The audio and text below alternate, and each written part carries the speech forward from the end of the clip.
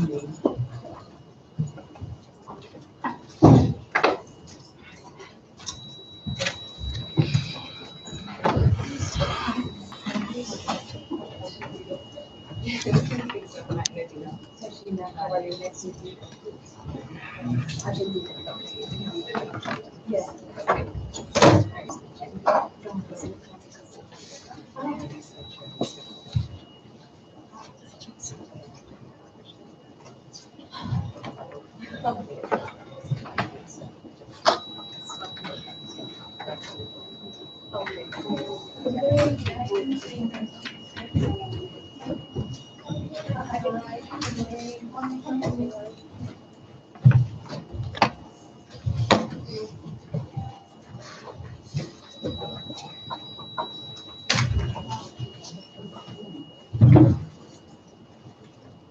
morning.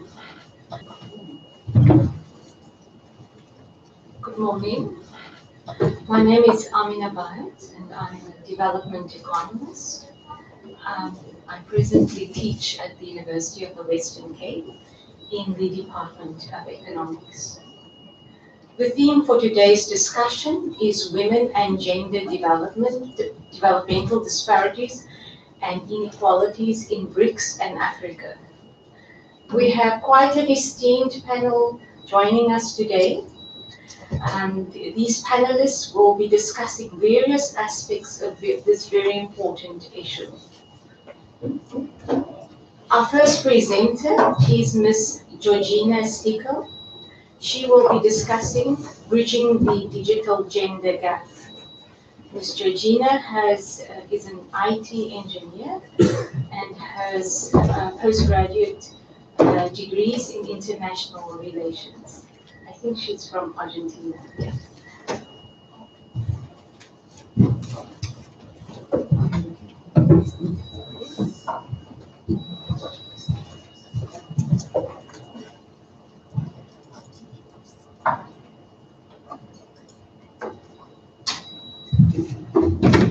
So, good morning, everyone.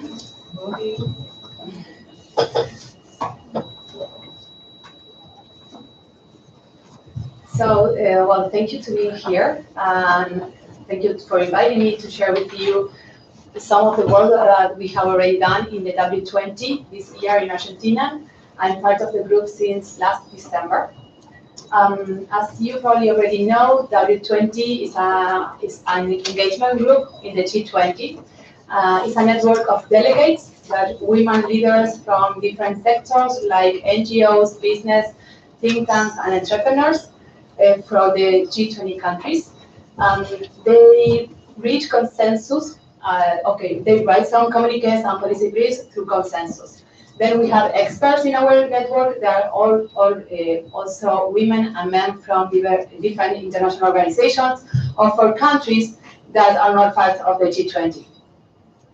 Our main objective is to influence decision-making groups in G20 to carry out policies towards gender equality. How do we do that? We promote discussions through specific proposals and topics.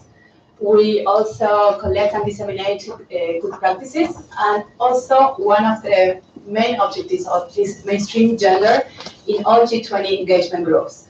We have been working closely with the G20, the Civil Society 20, the Youth 20, and the Business 20.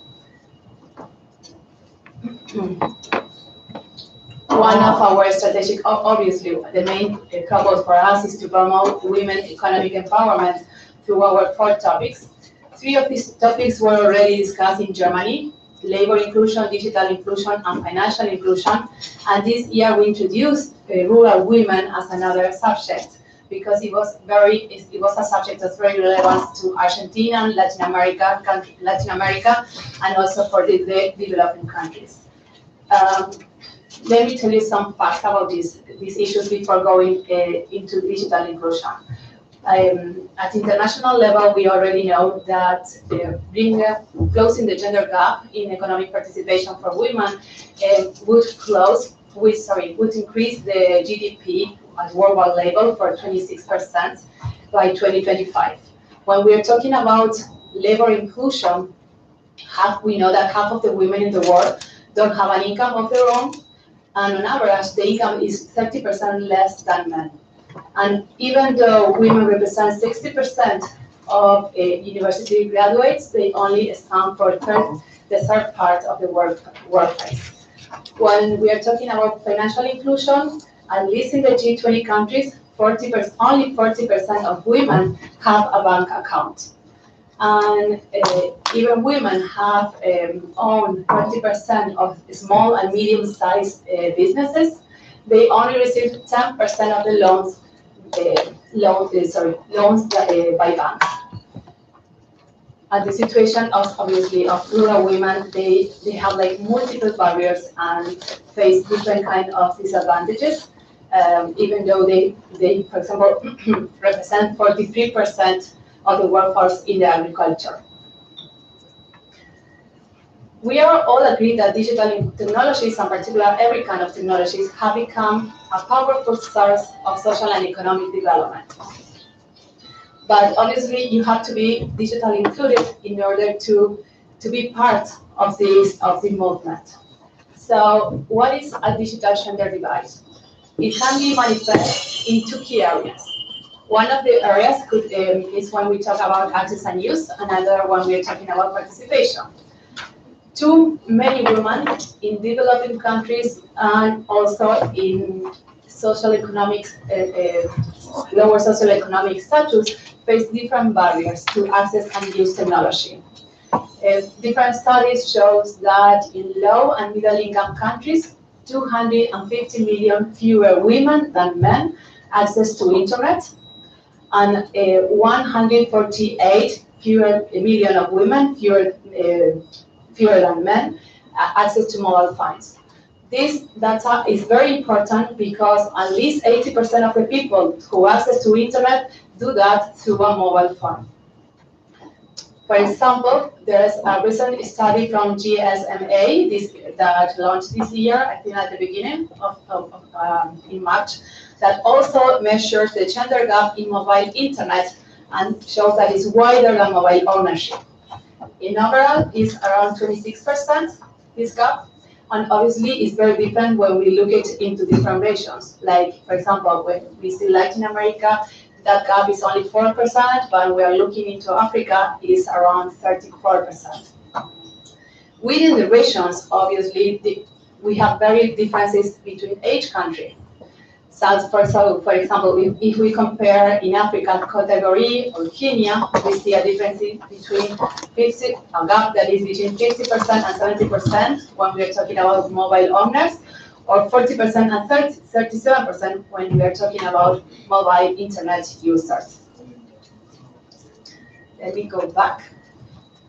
Also, when we're talking about participation, we are talking that also in developed and developing countries, too few women are part or take part of the design, development, and also governance of technology.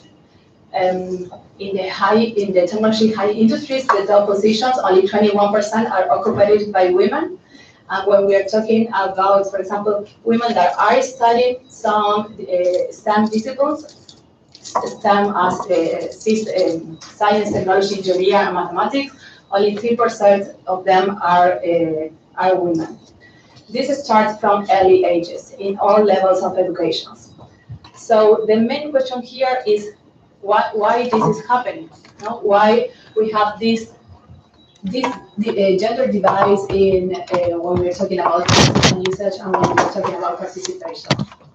So there's also several research that talks into it, and what I'm going to present today is it was also shared with all the delegates now.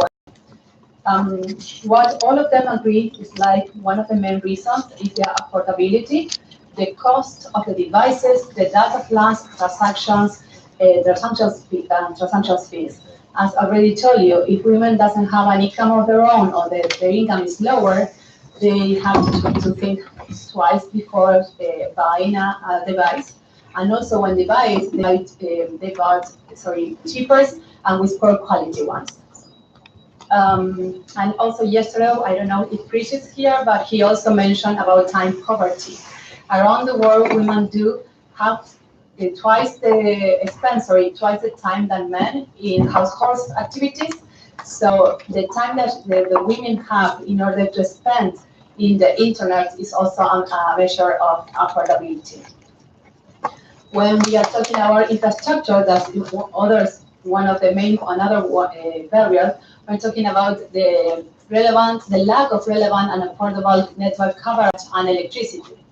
That sometimes obviously is bigger, or that gap is bigger in rural and remote areas. Public access facilities can be an alternative solution for this, but however, such facilities also sometimes are in locations where it's very difficult for women to go there because they're unsafe, or they're inaccessible, or sometimes there are social norms that constrain them to go there. So when we're thinking about a policy that implies infrastructure, we have to think into these issues, where we are doing this stuff in order to be accessible for women. The lack of participation of women in the design and implementation of technology also affects the design and usability of those technologies. Not only because women are not participating in those projects, but also because there are the men that participated in them doesn't have a gender perspective. So what does it mean? That the content is not relevant for women, for example. There was an example, so a few weeks ago in Argentina, where we launched an online platform to go to the hospital. You have to go to this platform. But if you were a man trans and you need to take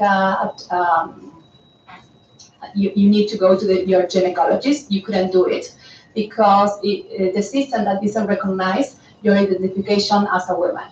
So, okay, now you are facing a problem in order to access our public services. And this is also related with awareness that also was raised yesterday. Like women probably don't know how ICT can benefit their life, but this is related that if there's not enough content for them, and the content is not related to their needs and their priorities, there's no way they can find it useful. And so many people, people in general, women and men, also relate the internet with social media like Facebook. Other barriers I like safety and security. And let me ask you something before here. Do you know how many women, from the people that are affected by cyberbullying or sextortion, how many of them are women? Do you have an idea? Yeah? More than 60% of the people that are affected by cyberbullying and young girls are women. When we are talking about sextortion, the number that is, we don't have so much information, but it's around 80%. So when we talk about safety and security, and we are saying that often women feel vulnerable to theft, online harassment, surveillance, or invasion of data privacy, this is a fact. Sorry. Yeah. Do we have a separation of that number from woman to woman or man to man on sextortion on internet? Right. Is it basically man attacking woman? Yeah, basically. So sex is a man's problem in the world, yeah? Does that mean so? I don't know if sex is a man problem, but for sure it's from men to, I don't know the relationship, but most of them is from men to women. But it's also happened to men to men. That's what you were asking? Yeah. Yeah. There's not so many information about this. It's very hard because as yesterday was Jose Gandao presented, there's no definition that is a common definition around the countries. So it's very difficult to measure. There are several international organizations that are trying to go through this and to determine what these kind of crimes. But for example, I'm just talking about other subjects here, but when we are talking about child protection, it also happens, like with child pornography, no? Thank you. No, you're welcome. skills. Yesterday was also we heard a lot about skills and the needs of digital skills. And another point here is that it's not also that women lack of digital skills. It's like they lack the confidence to use technology. So sometimes they don't have the confidence to use this from a basic level to professional level. And this is directly related to cultural norms.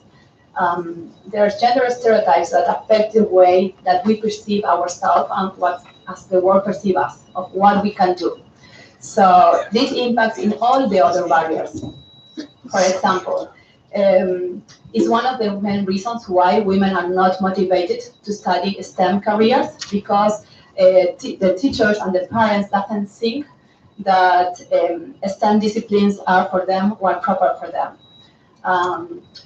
There's still a myth that relates everything with that is related, with mathematics skills with the men, like with the brain. That our brain works differently, and that's supposed to have any direct relationship with. There's also stereotypes about the type of work that are appropriate for us. So, for example, if we are entering into male-dominated workforce, probably you will face some discriminations, micro discriminations or some discriminations, and it's very hard to work through that. Or when we are talking about safety and security, if you are from one country where still men have control over what women do, there's no privacy of what you do with your cellular phone. Probably you have to share your cellular phone with your husband. With your husband.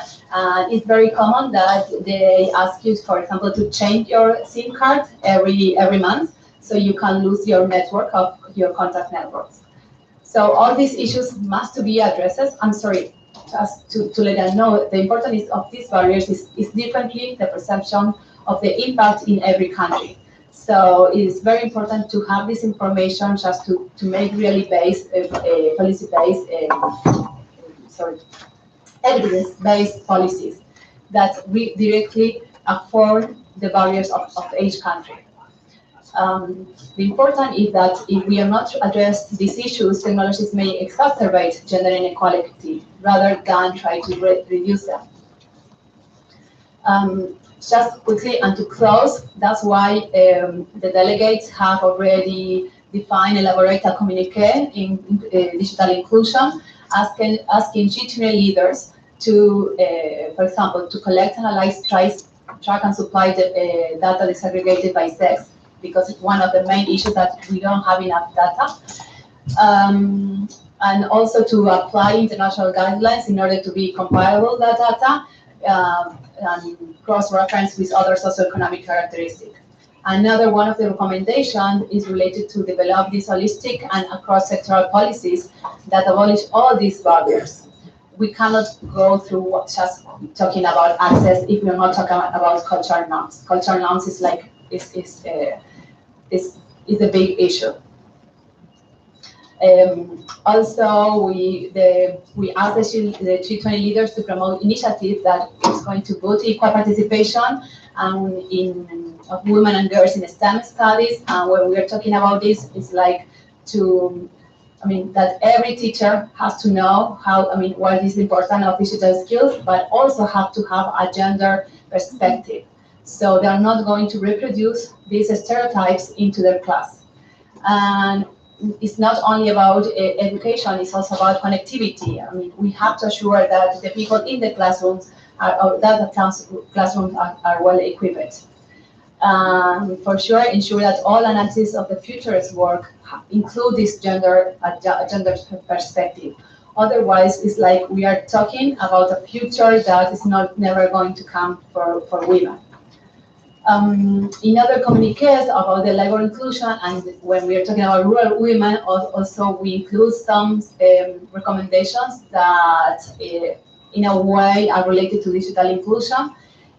For example, in labor inclusion communique, we ask G20 leaders to implement regulations and legal provisions to protect women from all forms of violence, including cyber-based violence.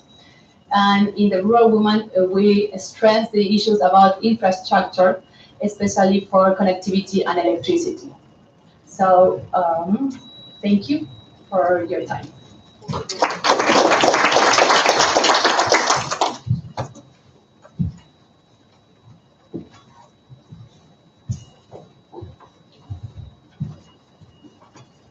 Thank you very much, Ms. Georgina.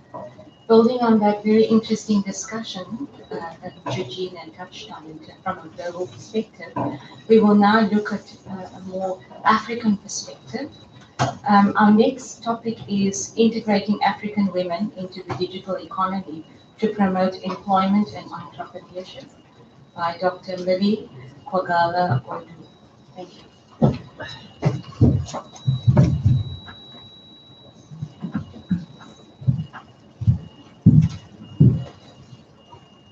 Thank you. Good morning, ladies and gentlemen. My topic is about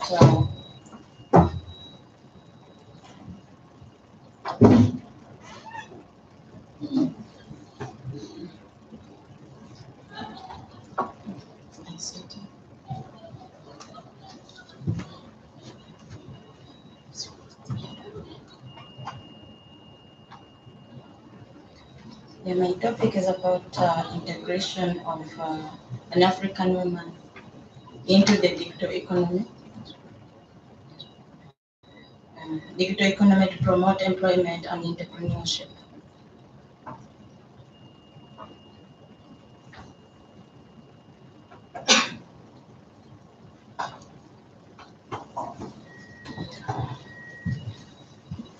My name is Mary Kwagala Odu. Affiliated to Leeds University. I'm in the School of Business Administration and Management.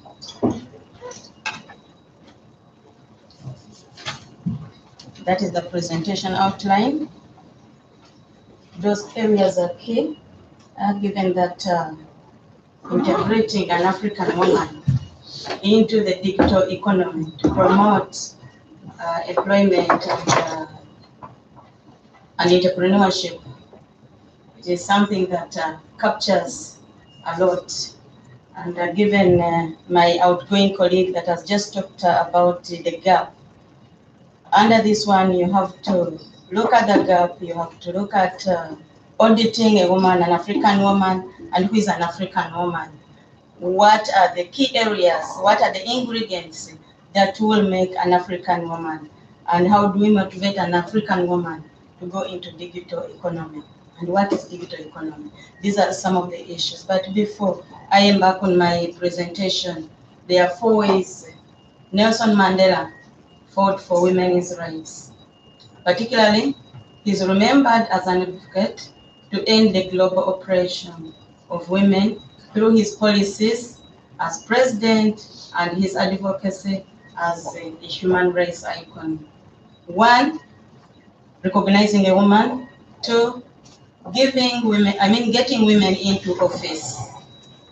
Because remember, at that time, women were supposed to be politicians. Then advancing global women's rights. Now women know their rights. And passing laws that favored the women. For example, in Uganda, joining a university, women are favored somehow. And even in South Africa, there's a way women are favored compared to the men. So we are looking at the girl child, we are looking at the women. Then Kofi Annan, remembered by Africa, woman as a Nobel Peace Prize champion. The fallen former United Nations Secretary General and the Nobel Peace Prize winner dies at 80. He led the UN from 1997 to 2006, serving 2 terms as the body Secretary General. The first to emerge from the rank of United Nations staff and an African. And Annan listed his top achievements as the promotion of human rights, fight to close the gap between extreme poverty Normally women are affected in this area, and immense wealth, and the UN campaign to fight infectious diseases like AIDS. And indeed, the women are affected in this area. The methodology here is anecdotal evidence.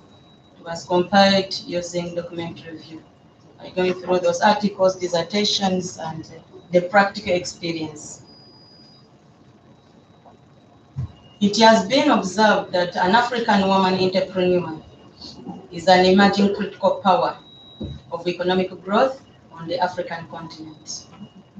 This has attracted the attention of policymakers, the media, the researchers, and the other categories, the concerned or stakeholders, as a significant, less source of inclusive, all-inclusive economic growth.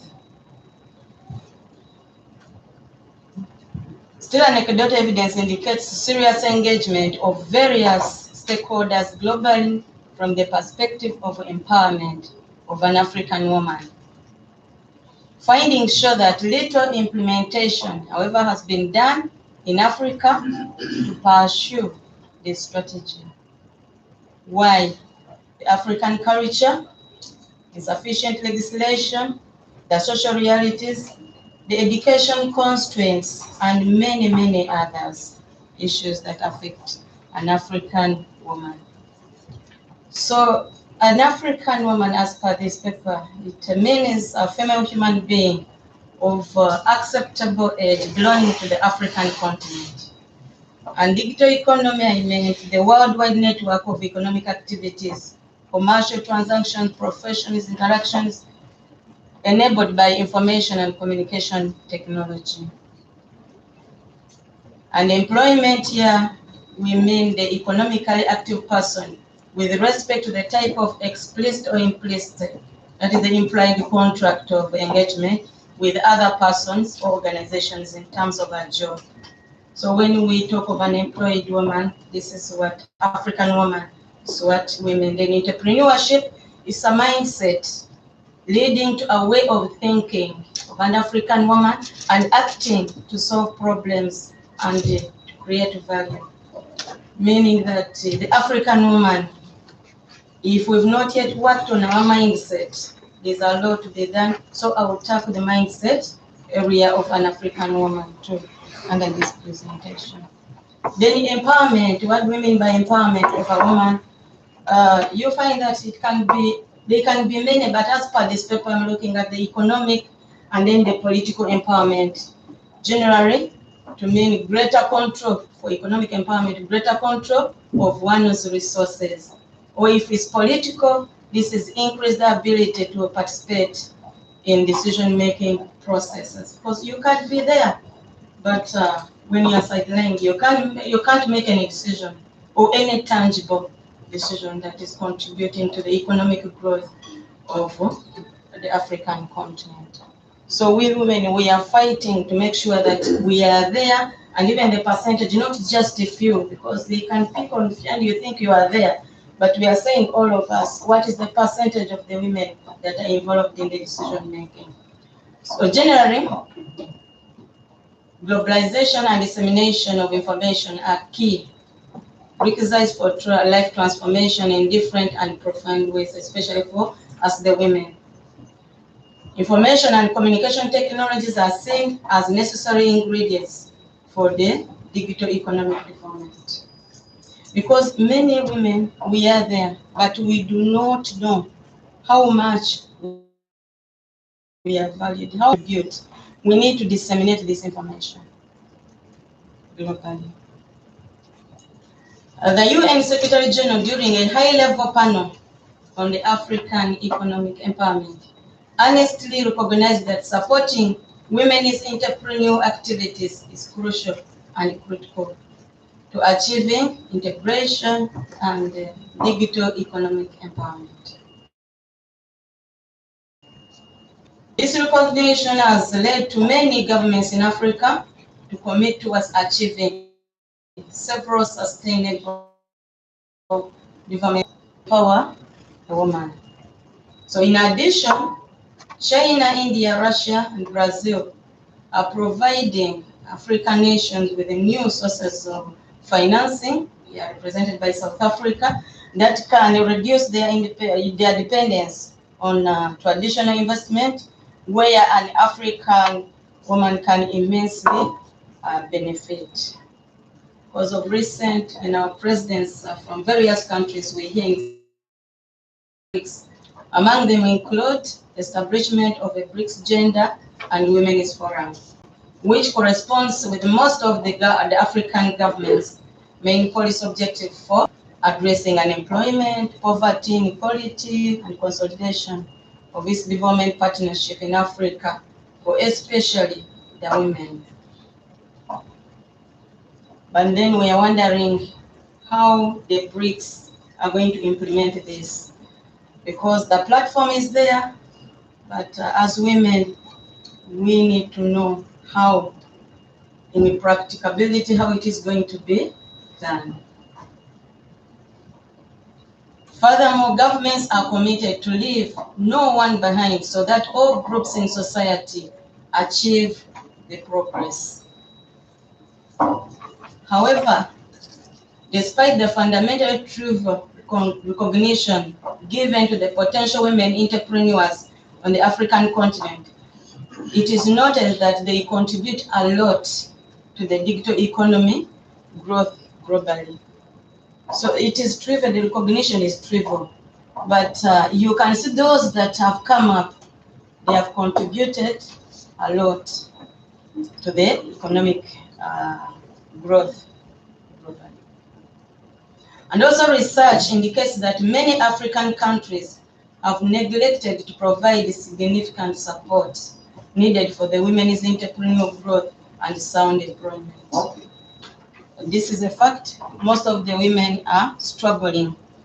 And seemingly because developing countries lack a reliable and detailed image of the economic impact of women entrepreneurs contributing to the African economy. Hence, women entrepreneurs in the African continent or on the African continent continue to hurdle in their operation and struggle and grapple to thrive. Several women activists have called on African governments to design appropriate remedial measures that fit into the commitment. Because you can imagine the commitment is there, but the implementation is the problem or a challenge. Critical observations that in spite of the passive measures, women are increasingly taking up the leadership roles in economic activities. Then supportive real-world policies and programs of African governments aimed at solving the twin problem of poverty and unemployment are progressively being solved. We are saying despite the foregoing, there has been an observed increase of women-owned micro, small, and medium enterprises, critically contributing to the digital economy. However, it should be analytically noted that African woman presence in economic contribution role is not comparable to the developed countries, countries like USA and Europe. Interestingly, the number of women-owned and managed SMEs, though still small in number, it has been noticed on countries with women marginalized policies are seen on the bottom of the list on the measures of digital economic prosperity, entrepreneurial opportunities, and employment, meaning that the women are key in this. And in contrast, countries that are more proactive towards gender equality are top the list. So the global audit of a woman, not only an African woman, but globally, entire world population is 102 males to 100 women, females. That is the 2017 2017 estimates. Though most countries in Africa say that there are more women than men, and that's why some of them go for 2 or 3. But according to this worldwide, we are saying about 102 men, you can find 100 women. So women evidently make substantial contribution to the socio-economic development globally. Unfortunately, the women's contribution largely remain passive, recognized and unnoticed in most developing and least developed countries, especially in Africa. If you have to go in Europe, you go to USA, they are recognized, they are seen. But for us, you do something, a woman, you are suffocated to some extent. You may not be seen as a woman doing something, or it can be tarnished in a way, because we've tried several things. We struggle, you grapple, you complain silently. Additionally, key players give restricted opportunities to women to enter into the field of key economic activities.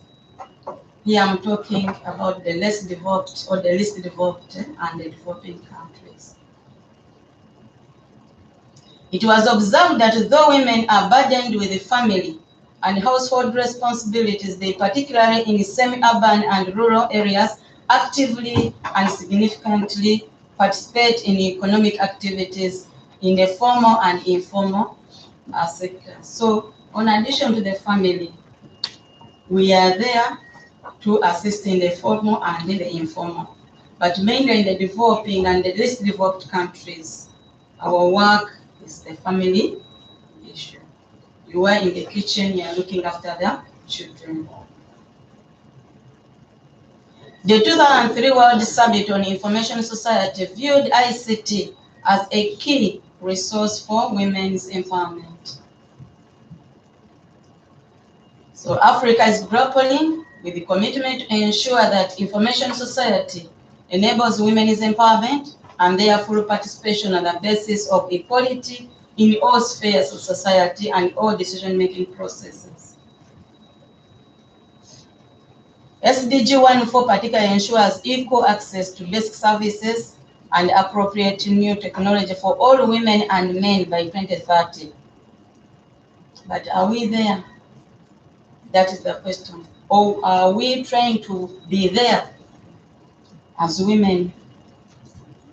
Then SDG 5B enhances the use of enabling technology, in particular information and now the feminist perspective. It extends to the challenging social and cultural structures in Australia, a problem. Several declarations and conventions legally constituted and ratified aimed at raising the economic status of women and reducing the gender equality are in place. And more research, we are saying, is needed to understand the specific problems facing the women entrepreneurs and employment. Although we have those declarations ratified, all that, but we do not understand why the women are not coming up. Gender equality complexities, ballot access and use, actually has already mentioned it.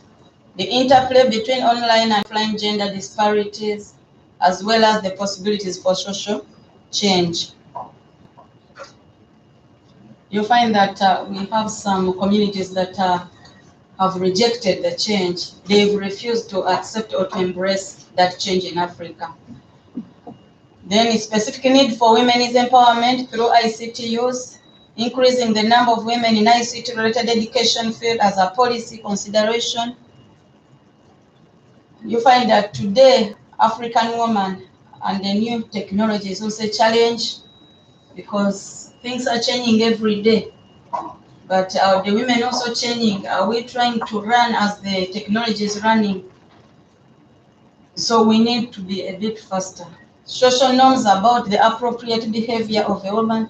You know, in Africa here, especially the least and the developing nations, we feel that there is a certain way a woman is supposed to behave. If you are found doing certain things, then you are branded an outcast or some undisciplined woman. The culture, attitudes, the gender division of labor, the gender stereotype, and gender-based violence. She has already mentioned it. Then wise counsel for us the women, basing on our mindset, because we are saying to be an entrepreneur, in order to create value, it is about the way you think, our mindset in this. In most cases, you find us the women, the way we think, what we do matters a lot. And maybe it's the reason as to why we are suffocated in most cases. So we are saying here we can compete within ourselves. I compete with myself. I do not compete with her as a woman. Then to focus on development of your very best potential, you can identify your potential in you, and you develop that one to be able to become an entrepreneur in order to add value to whatever you are doing. Then to diversify your goal portfolio, get clear about your goals, write them down, think it and ink it.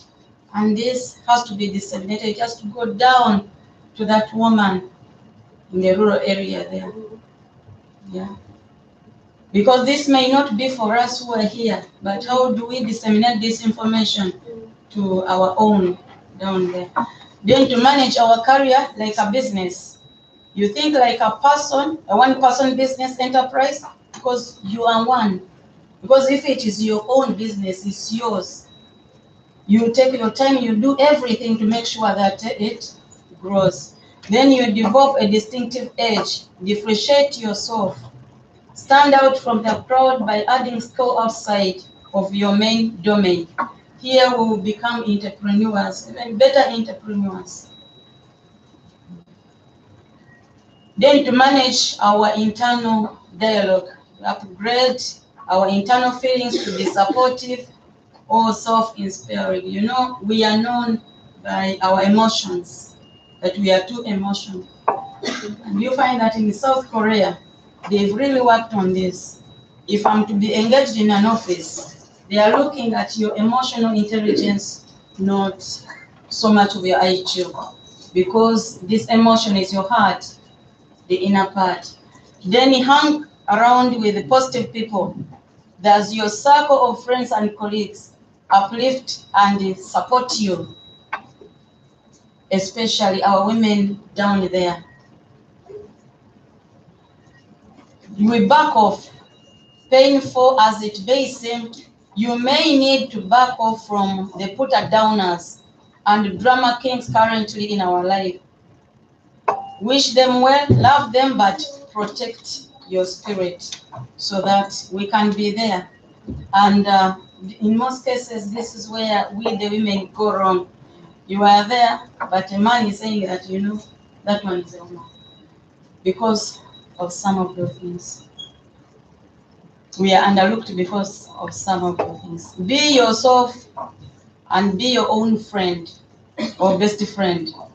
Surely do your best, but when it doesn't work out, don't beat yourself up. Women, we are fond of this.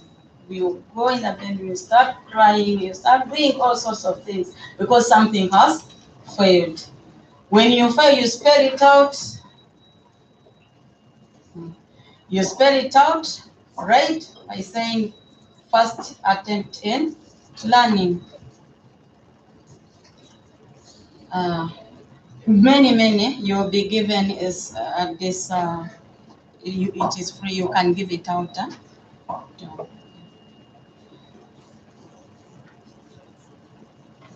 So the comparative experience of the European experience clearly established that promotion of women entrepreneurs with digital integration has immensely benefited the global economy in terms of job creation, employment, and growth. So this can be a role model for the African woman. Also, we are saying small business women owners in USA are critically important to the American digital economy, and their contribution is immense. So if this is done in Africa, why not? And it is worth noting that a major force partly behind China's growth in the global market, it is women empowerment. In China, women comprise almost half of the labor force and is still growing. So Economic and Social Commission of Asia and Pacific says small women businesses have emerged and significantly avenue for the economic empowerment. So we are saying in Africa we should empower the women in order for the economy to grow, commensurate to what we are saying, because you remember we are saying we are putting in a lot, but the economy is not growing commensurate to what has been put in. But for us, we are saying as women, if we are empowered, if we are given that platform that will help us grow, then the economy will grow.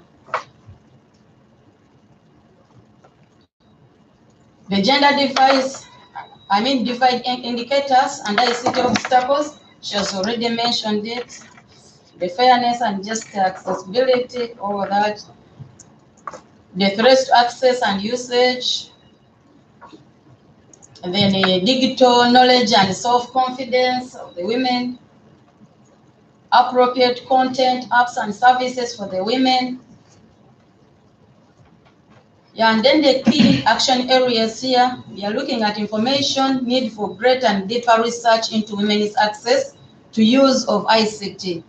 And we come up with the concrete recommendations that can be implemented. Strategies, policies, plans, and budgets for the women. Measures to address the barriers faced by women, also to be looked into. Involving women in positions of strategic and tactical decision making. These are key areas. Then improving collaboration between the interested parties. Yeah, so African woman digital influence, concerns about safety, harassment online. She has already mentioned it. I'm not going to repeat that one.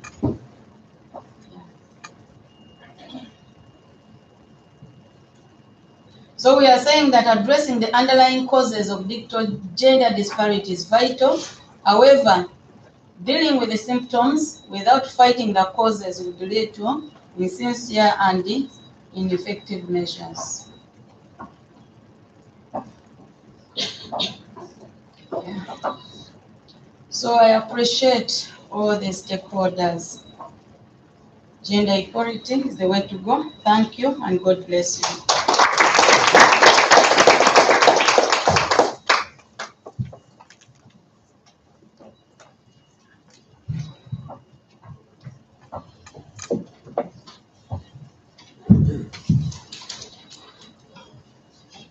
Thank you very much, Millie.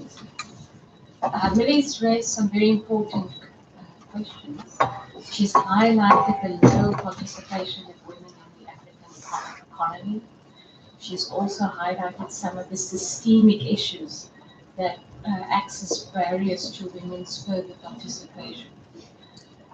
She has provided some insights in terms of how we can further improve the position of African women and how to make African women more connected and more adept in using digital technology for economic participation and success.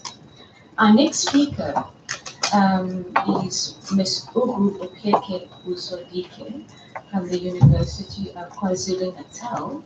She will be linking her topic to some of the key issues raised by Millie, and she will be chatting about how to promote women's entrepreneurship and how this can be used as a means for transformation.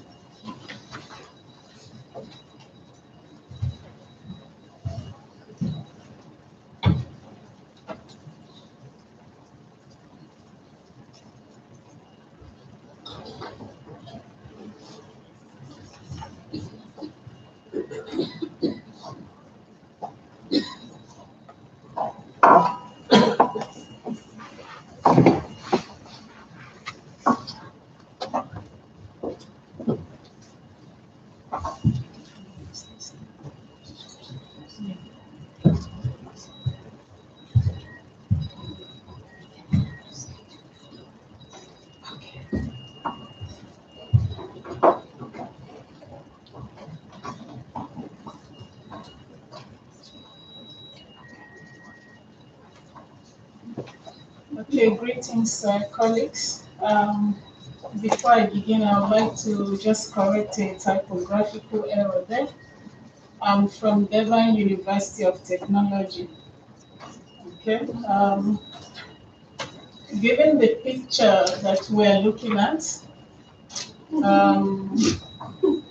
collaboration for inclusive growth and shared prosperity in the fourth industrial revolution. So what I was thinking, you look at the Brics powerhouses.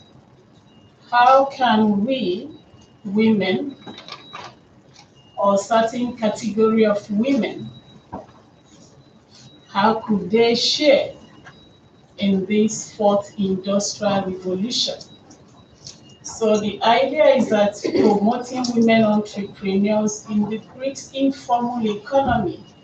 So the paper is specifically looking at the informal economy. It could be a means for transformation for these women, and as well as a means of development for these women.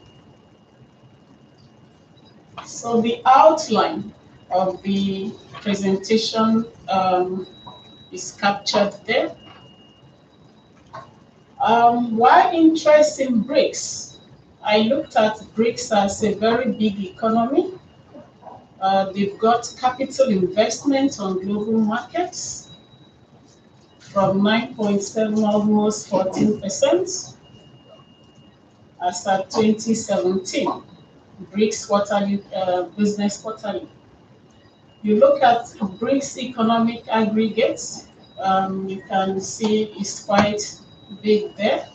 And also the human resources, 43% of global population, and produces 1/3 of world's industrial products and half of agricultural goods. So I don't see why 5 countries like this could not be regarded as a very big powerhouse. So I looked at the informal economy of each of the Brics nations.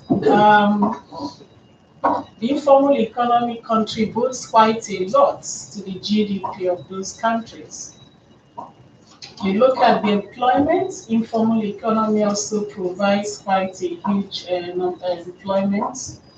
And one important thing or something to notice about it, in terms of population, except for India, women comprises more than, nearly more than half of the population.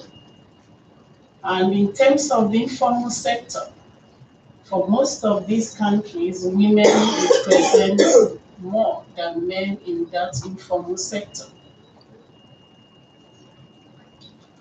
Sorry about that. So I looked at some theories around informal sector, the dualist school, which looks at comparison between the formal and the informal, and the structural schools, which we look at workers and micro firms, and also from the institutional perspective, which is more about credibility and feasibility of institutions and contracts. Those, the dualist school and the structural schools, will have an impact on this, but considering that Brics is a very big powerhouse within the world global economy, so this particular study emphasized more on the institutional perspective, what Brics can do as an institution to empower this group. Like the first and second speaker said, transformation, the concept of transformation and development within the feminist paradigm.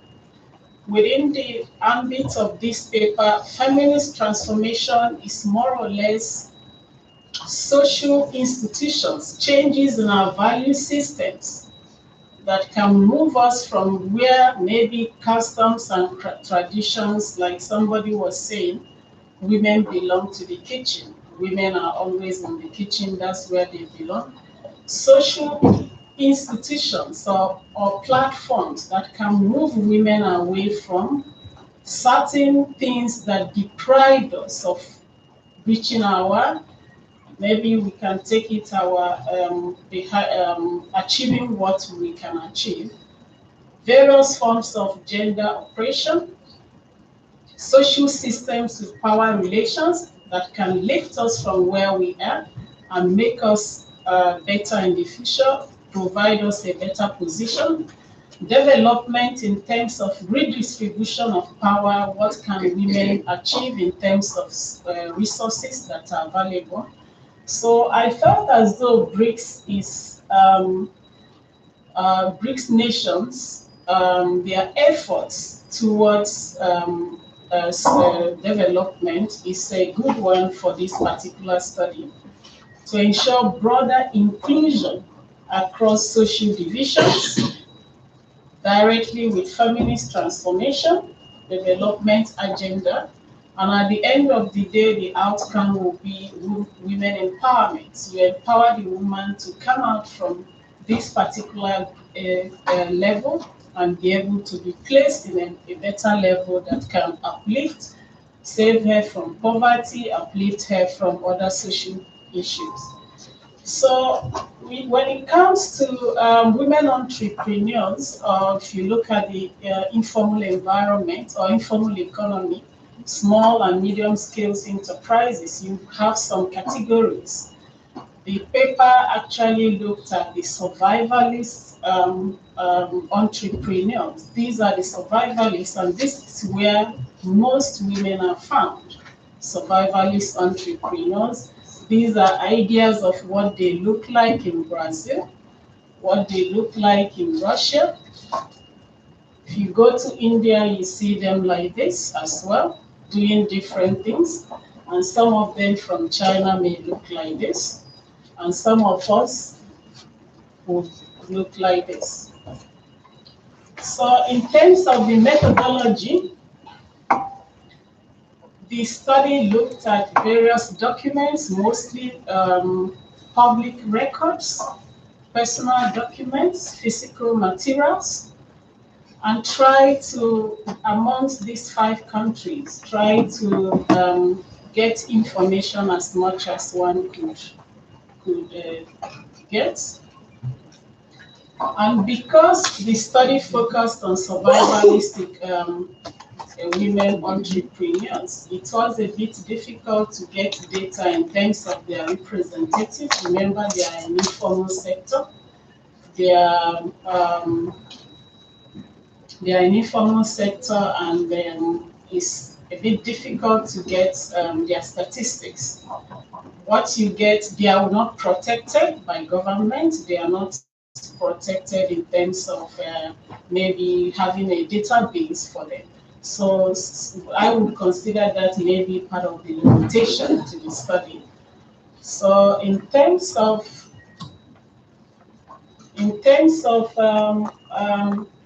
what came out of the review literature for the 5 countries,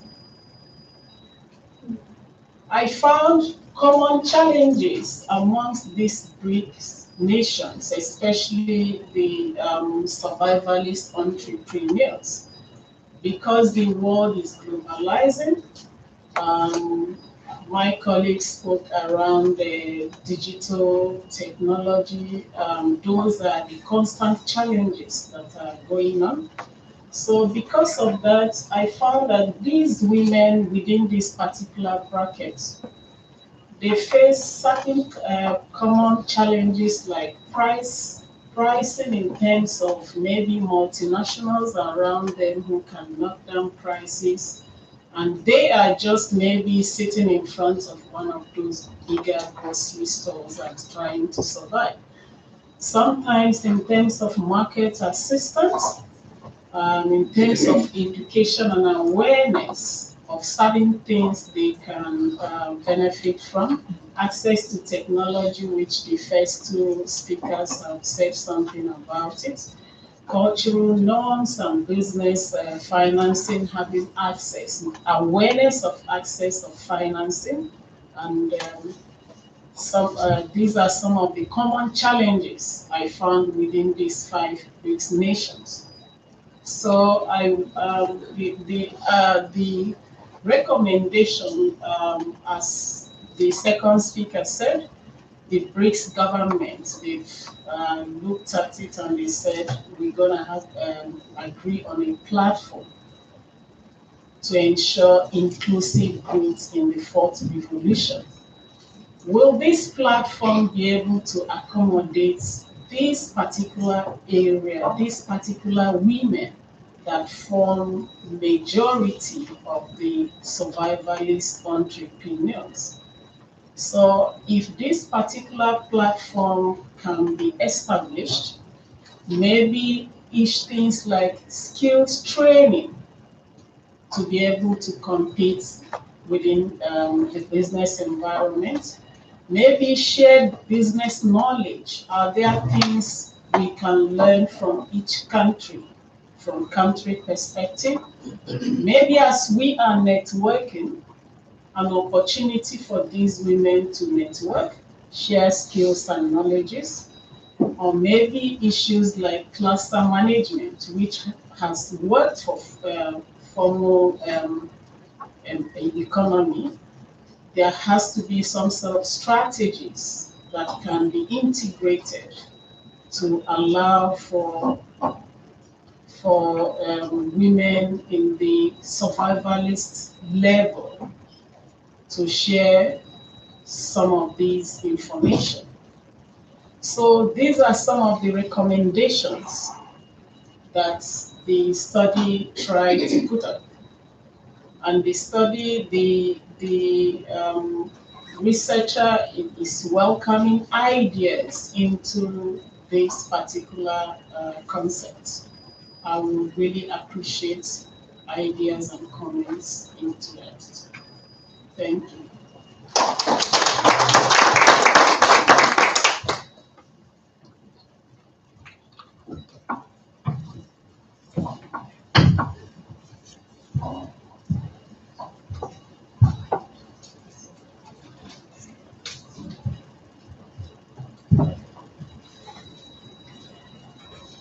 Our next presenter is Ms. Nadia Rabayat. Nadia Rabayat is the current director of the Global Economic Governance for Africa. And she will be discussing a very important topic, and that is economic governance, issues and concerns for women.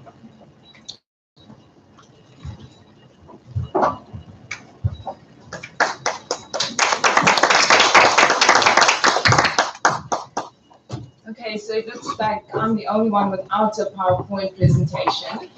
So you're going to have to follow my talking points. Ladies and gentlemen, friends and colleagues, on behalf of Global Economic Governance Africa, or GEG Africa, as we are more fondly known, I would like to thank our hosts, the HSRC, Brics Research Center, and the Nelson Mandela University, for the invitation to be part of the conference on BRICS and African development, and to share some of the perspectives from GEG's research agenda, particularly as it relates to the economic governance issues and concerns for women and the consequences for the BRICS developmental partnership in Africa. Now, today's panel discussion is convened during the month of August, which is Women's Month, and it allows us to place special emphasis and focus on women and gender developmental disparities and inequalities in BRICS and Africa. And this is a very timely and relevant topic, particularly in the wake of the 10th BRICS Summit, which recognized the integral role that women must play in society and committed to the establishment of a BRICS Women Forum. So placing women at the core of the BRICS agenda is key to achieving the objective of building a responsive, inclusive, and collective solutions to the world's economic challenges, including poverty, inequality, and unemployment. And this is a central and key BRICS objective. Indeed, ladies and gentlemen, no enduring solution to the range of complex yet interlinked global challenges that we currently confront, from the challenges of economic growth and sustainable development to peace and security, can be solved without the full empowerment and participation of women. Studies show that opening economic opportunities to women would significantly raise economic growth and reduce poverty. And advancing women's economic empowerment is empowering in that it enables women to break the vicious cycle of poverty and forge their own pathways to sustainable development. So today's theme and deliberations on women and gender developmental disparities and inequalities in Brics and Africa is taking place during South Africa's centenary of the birth of two anti-apartheid stalwarts, former President Nelson Rolihlahla Mandela and Mama Albertina Sisulu. Now, this centenary celebrations serve as a sharp reminder to us of the special responsibility that has been placed on our shoulders to ensure that our deliberations are guided by the values and the principles that embody these two icons, who will be remembered not only as symbols of the struggle, but as champions and advocates of women's struggle for equality and full emancipation. Colleagues and friends, for those of you who have not heard of GEG Africa, we are a DFID-funded policy, stakeholder, and research program.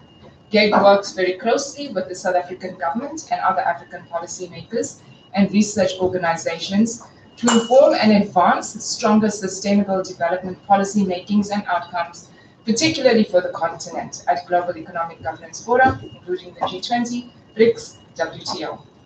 The program delivers on this primary objective in the main through providing peer-reviewed evidence-based research on specific global economic governance thematic areas, including tax and transparency, with a particular focus on base erosion and profit shifting, and illicit financial flows, infrastructure financing, international and digital trade. Now, over the past 2 years, GEG has published discussion papers and policy briefings on a number of global economic governance issues and priorities for the continent. And integrating gender awareness, particularly in terms of understanding the specific needs of women's end goals, and in developing a gender dimension in all of GEG's research topics and processes, is central to our research agenda. And for those of you who are interested in GEG's research papers and policy briefings, I invite you to look at our website at www.gegafrica.org. Now, all three of GEG's strategic themes address issues of sustainable development, and some, including integrating SMEs into global value chains and e-commerce, have the potential to directly advantage and advance women's economic empowerment.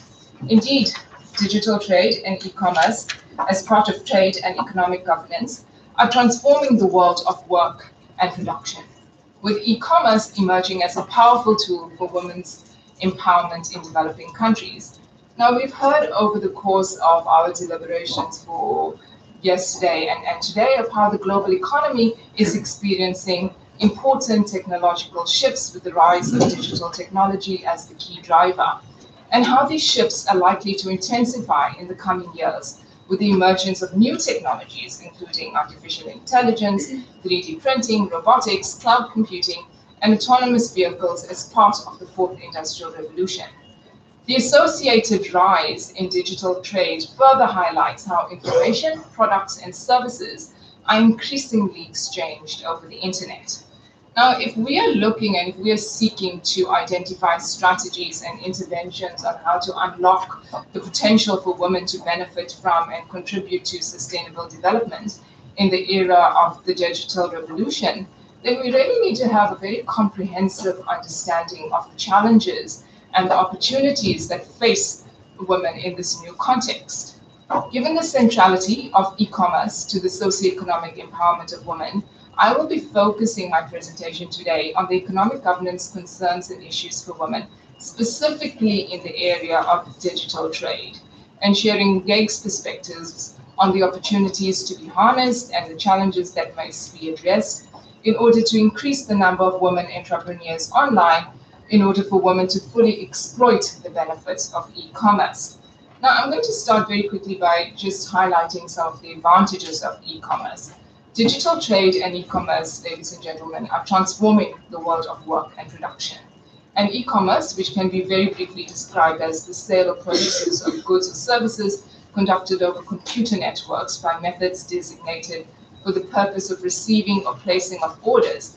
But remember, the payment and the ultimate delivery of the goods or services do not have to be conducted online, but payment has to be effected online. So women's equal access to e-commerce holds tremendous opportunities, particularly for women-owned micro, small, and medium enterprises, in helping SMMEs access a global marketplace, plug into regional or global value of supply chains, and lower transaction costs. And it also enables entrepreneurs to better understand their customers' needs by placing them in direct contact with their customers from across the world. And while e-commerce is emerging as a powerful tool for women's empowerment in developing countries, the benefits of e-commerce are really not automatic. It's not straightforward. And why is it not straightforward? It's not straightforward because of this persistent digital gender divide. So Georgina has provided us with a comprehensive overview of the digital gender divide, and I'm going to provide just some highlights. Recent data from the International Telecommunication Union points to this persistent digital gender gap. And this widening digital gender divide has specific implications for e-commerce. According to the ITU's Facts and Figures 2017 handbook, the proportion of women using the internet is 12% lower than the proportion of men using the internet worldwide. In LDCs, only 1 out of 7 women is using the internet compared to 1 out of 5 men. And while the gender gap has narrowed in most regions since 2013, it has widened in Africa. In Africa, the proportion of women using the internet is 25% lower than the proportion of men using the internet. But simply opening and bringing women online will not necessarily open up their access to economic opportunities. A 2015 research study by the World Wide Web Foundation across 9 developing countries in Asia, Africa, and Latin America revealed that when online, women are 30 to 50% less likely than men to use the internet to increase their income, and 25% less likely to use the internet for finding job opportunities.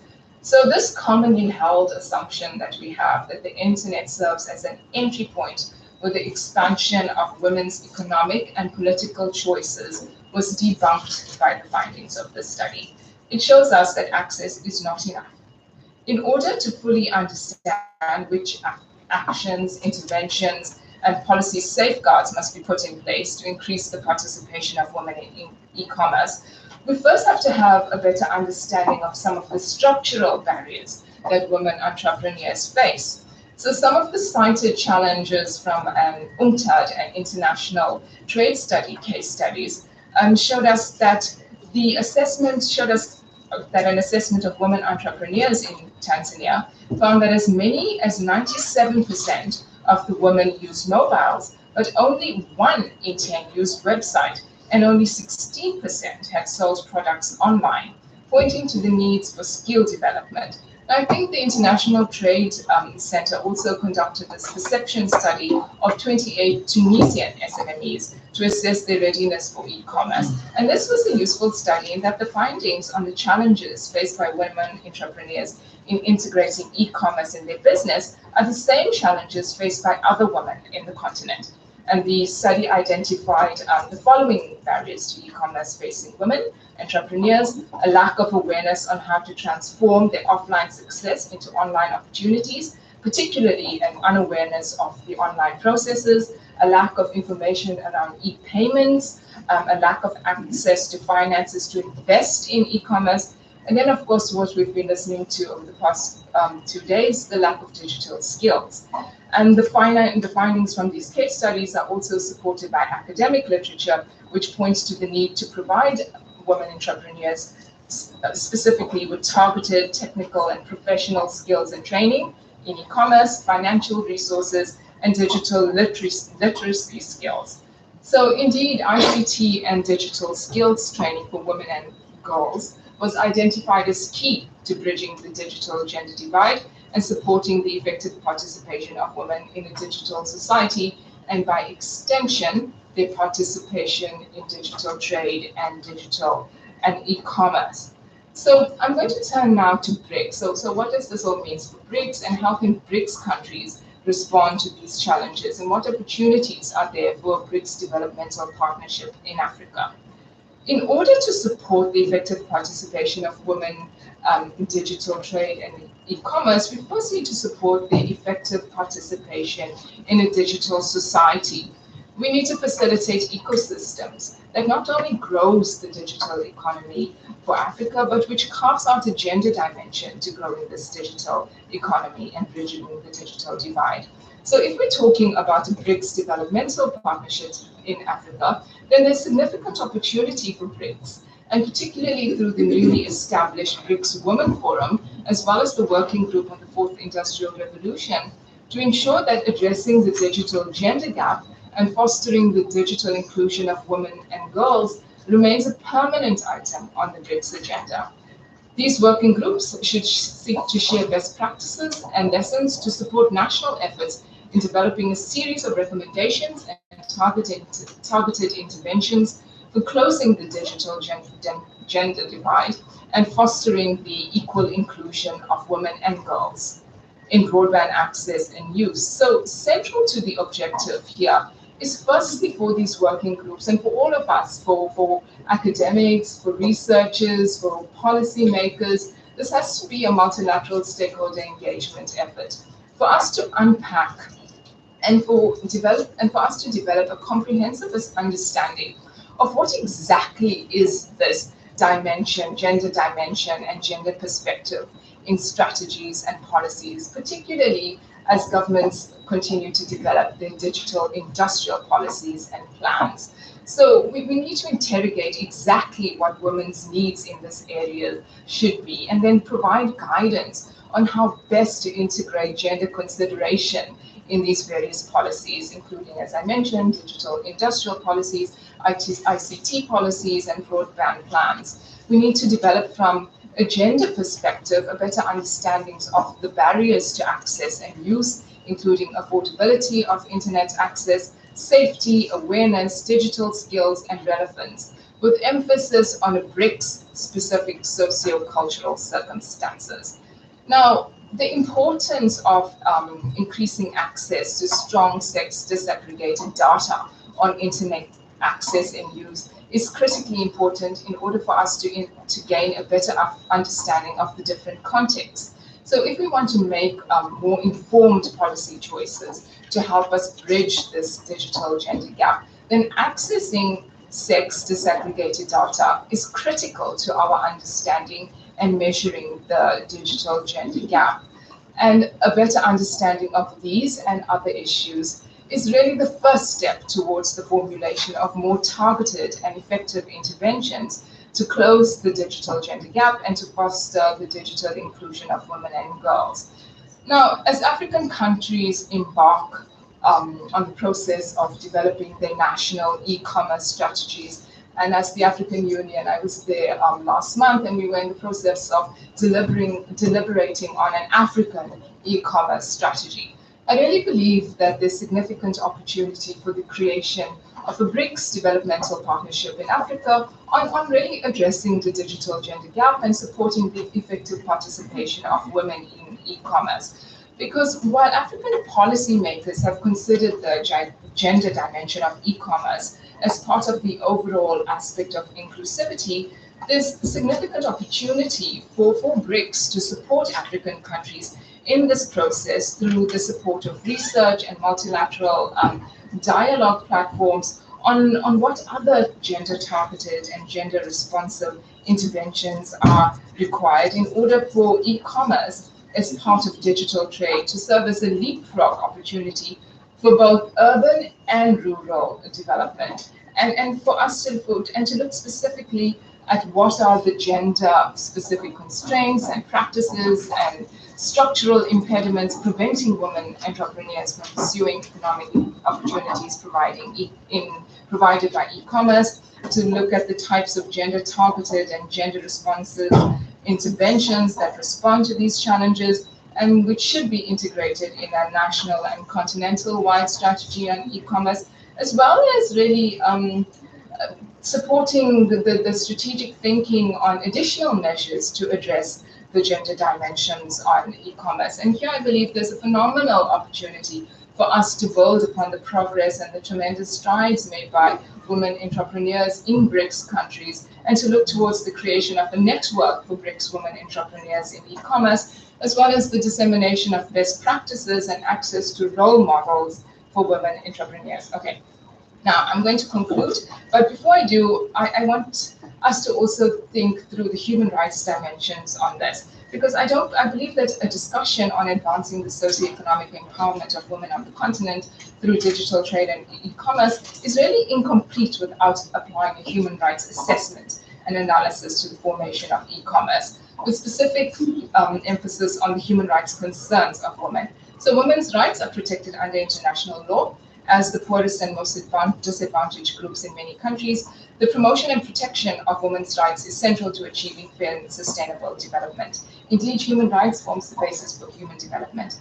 And as BRICS and African countries continue to develop their strategies and interventions on e-commerce, which respond to the needs of the poor, particularly our women, human rights opportunities and challenges that emerge from digital trade and the development of e-commerce, including women's rights and the right to work, the right to privacy, must be taken into account as part of this assessment. So in conclusion, it's important to reflect on the fact that this July 2018 BRICS Summit marks the second time that BRICS leaders met on African shores. In commemorating the 100th anniversary of anti-apartheid stalwarts and of the South Africa's former president, Nelson Mandela, and Mama Albertina Sisulu, we understand that the power and actions that advance human dignity for all and the leadership on which today's threats which challenge our common humanity has never been more important to demonstrate. So as part of committing to honoring a commitment to Africa's development and this meaningful partnership with the continent, BRICS really has a historic opportunity to build upon the progress of the 10th BRICS Summit, to set the agenda and the direction, to make the right choices to drive women's economic empowerment and transformation, both in BRICS countries and across the continent, and to deliver powerful and positive change in crucial areas that matter to the lives of women. The responsibility and leadership demands that bold action is taken to deliver on these promises, not just for the fortunate few, but for both urban and rural women alike. The world has witnessed Nelson Mandela's resolute belief in equality, human dignity, democracy, and in advancing the interests of the people he served. And upholding his values is the most fitting tribute that can be paid to a shared world leader and a son of Africa, who has taught us that ideas and words is never enough. Thank you.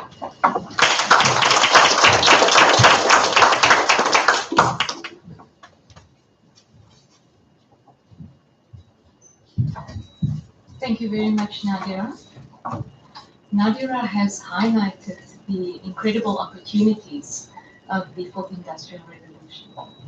But I think there are considerable challenges as well. The Fourth Industrial Revolution really has the ability to disrupt business as we know it. And this is why it's so important for women in Africa to be upskilled and to be trained so that they can participate fully, so that the digital gender gap can be closed rather than increase as it currently is increasing. So in terms of gender policy and how we can use a more gendered approach to economic development in Africa and the upliftment of women, we're going to have Ms. Sibulele Kuswayo talking about the BRICS Women's Forum. Her presentation is titled Gender Policy, Gender Desk, and Gendered Procurement Policies in the NDB and its regional centers. Thank you.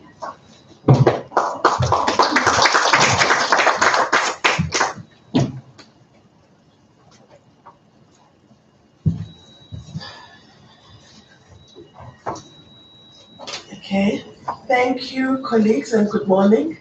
Nadira, you're not the only one without the PowerPoint presentation this morning, but I will also attempt not to read too much of the our policy brief and just give you highlights of what we as the BRICS Feminist Watch are calling for and what we're currently engaging with the New Development Bank at the headquarters, as well as in its regional centers. So I'm Sibulela Poswayo. I am the lead in the Brewing Inequality Movement. It is brewing in the Eastern Cape, although we have a national and international footprint. I do have a disclaimer in that I didn't attend yesterday's session, and I'd like to apologize. But we had an opportunity as the Inequality Movement and as the Brics Feminist Watch to make a presentation to the House of Traditional Leadership in the Eastern Cape. And for us, it was an amazing opportunity because we are implementing a program called Laying Down the Bricks for Traditional Leadership, particularly traditional leaders that are women-led. We're strategic in that we've selected that constituency because we believe that land, our weather, is one of the competitive advantages of South Africa. And so while we're in conversation as a country around the land question, never mind what Trump thinks we're doing, but while we're in conversation about the land question as a country, we believe that if you want to talk about Operation Pakisa, if you want to talk about the functionings of IORA, if you want to talk about rural land and communal land and how possibly some of the countries in BRICS are going to be engaging with the land that is available in the African continent, you cannot start talking about those things without engaging the custodians at present of the land question. So we were in that space yesterday, and so we missed the amazing work that was done yesterday. But I'm sure we'll be able to engage. So today, we have had an opportunity as the Brics Feminist Watch, a group of civil society organizations within the BRICS countries since 2013 to engage on the BRICS and how it impacts the ordinary woman and how it impacts particularly a rural woman in the heart of Old Delhi and a rural traditional leader in the heart of the Amazon in Brazil and so forth. And so what we've been trying to do was to, one, develop what is our South African presidency's legacies, one of our legacies, in the BRICS Women and Gender Forum, and secondly, to ensure that there's a formalization of Track 3. And we believe that Track 3 is an opportunity really for us as civil society, for us as a BRICS peoples, to start engaging and sharing some of our vision and some of the views that we have on how development should be done and what strategies to be employed towards the development of our countries.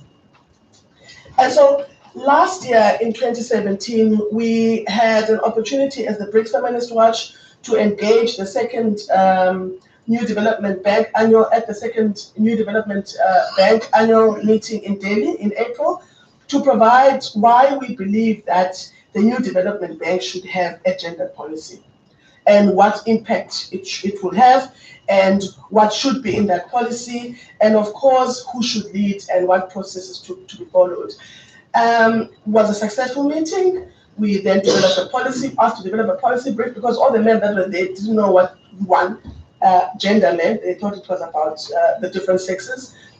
Some of them that were there were not even interested in listening to how any of the work that is done could positively or negatively impact your most vulnerable women in the BRICS and its regions.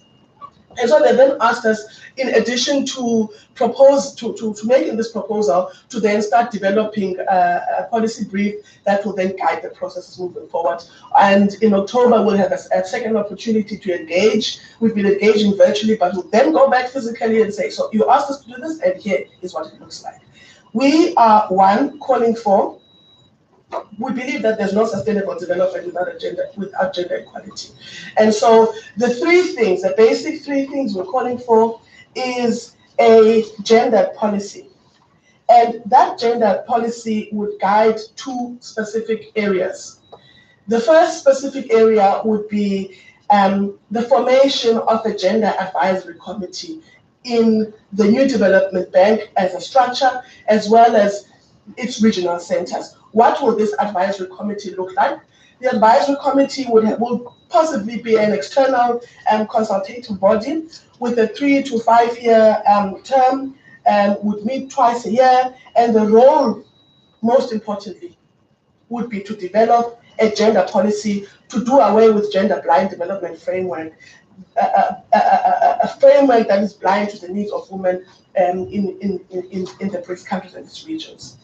And secondly, we're calling for a gender unit with feminist experts at all regional centers, which will then design a structure, which will design the procurement processes. We had an opportunity a while back to engage with the lead, with the then lead of the African Regional Bank in Sandton, and one of the asks that were asked of us was to look, if you have your ordinary municipality, metro municipality, say the Nelson Mandela Metro Municipality, putting up a proposal to the New Development Bank at its regional center, they felt that there is no way that if they could measure how that particular project would impact, one, the life of that woman in the Nelson Mandela Bay Metro, two, how it would impact, or how how any of the enterprises which would be women-led would benefit from that, because that's what we want. We want, one, any project that is procured, awarded by the New Development Bank and its regional centers must identify and measure how is that project going to impact your ordinary woman, your girl child, at that particular communal area, in that country, and in that region. And so when we went to make the presentation, we were then asked to provide those measures, because it's not easy. It's not easy to say, if you're going to fund ESCOM with other participatory methods that you use, how is that going? So we were then asked to develop those things, and so that would be what would be in the policy. And secondly, we could be saying that if you're going to procure projects and you're going to provide funding for a Chinese entity, how many of those business partners and business entities would be women-led? And in addition to, we're not assuming that if it's a woman-led entity, then a woman is going to benefit. We're then saying, how then are we going to measure? And so we're in the process now of designing the measuring tools now of gender mainstreaming any project that's going to be in the process. The policy itself would address the lack of economic value of the time of women, and at the inequality movement, one of the researches that we're currently working on is how do you measure unpaid work and how do you measure unpaid care work, because none of the economies of the Brics countries would be where they are at the moment if this work, this unpaid care work and this paid work was not in existence. And so we look at that as well. We obviously cannot be a Brics Feminist Watch with members from South Africa, which is a country in the African continent, without thinking around the impact of gender-based violence on all development work that the New Development Bank is implementing or is looking at implementing. And so some of the policy recommendations that we provide and some of the policy recommendations that we put on are those that are aimed at addressing what we call, safety and security, gender and gender-based violence is used as a weapon of war in our African countries. It may not be in all the Brics countries. And so what we then do is, how do you then measure and ensure that whatever is funded, whatever is looked at as an engagement by the New Development Bank also looks at addressing some of the gender-based violence issues. We define gender-based violence and we move forth from that premise. And so it's basically three things. It's setting up an external multi-stakeholder gender advisory committee. It's developing a comprehensive mandatory gender policy to guide all the New Development Bank structure and governance operations. And thirdly is to establish a gender unit within the New Development Bank comprised of feminist experts to lead these processes. There is no level of naivety in thinking that this is going to be an easy road, but we really are excited that we had an opportunity to engage the second track. The Research Councils falls within that track, and we believe that as we are in the process of designing the track 3 we want, we will look at the gender perspective and ensure that that track, which comprises civil Brics, which comprises labor, which comprises Brics media, would be led from a gender perspective. With that said, I just have a closing quote that I wanted to share, which is in our policy brief. You can get a policy brief on our website, the bricsfeministwatch.org. But we just want to end by saying right now there's a historic window of opportunity. And it would be a tragedy if this new actor, which could leverage for a stronger role of Global South in the field of development finance, failed to do so. If it fails to look at the role of women in development. The new development bank could offer the world not only a new way of doing business, but could also sow the seed of an alternative framing of the idea of putting a woman at the heart of development. Thank you.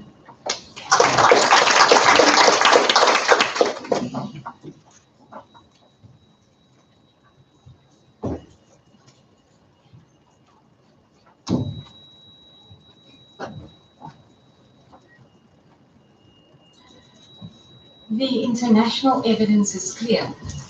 When societies value girls as much as they value boys, when they invest in the health, education, and training of women, give them greater opportunities to participate in the economy and run their own businesses, then the benefits extend beyond girls and women to children and families, societies, and the economy at large. So investing in women is a very sound economic strategy. I must admit that there has been quite a number of positive changes that has emerged since the 1990s, where we've managed to close the gender equity gap. But we still have quite a long way to go, particularly with the gender gap in the digital divide. The presenters identified a number of systemic bottlenecks standing in the way of gender equity.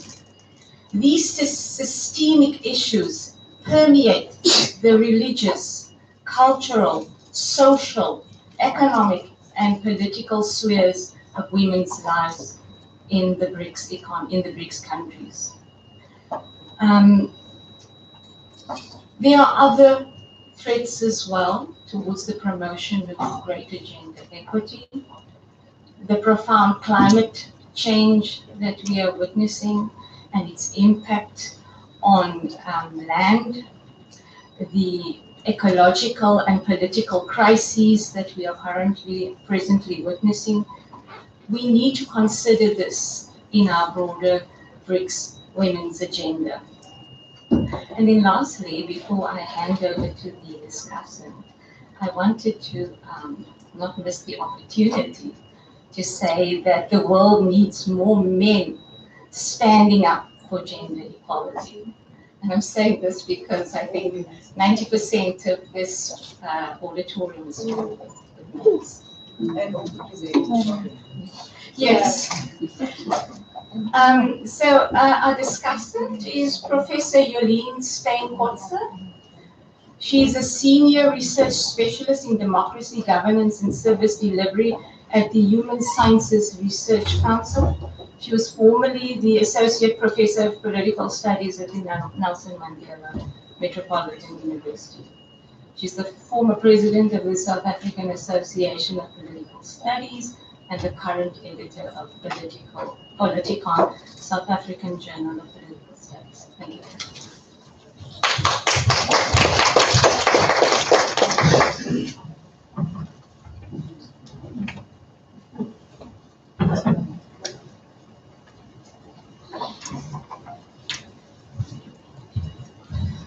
Sorry, it looks like I'm doing a bit of gymnastics getting out of the chair. Good afternoon, everyone, and I must also thank all the presenters for quite a nice, rich dialogue and presentations that we have had here. It really touches on quite a lot of key questions around issues of gender equality, around issues of women's empowerment, around issues of the right to be recognized, I think was something that came out very, very strongly.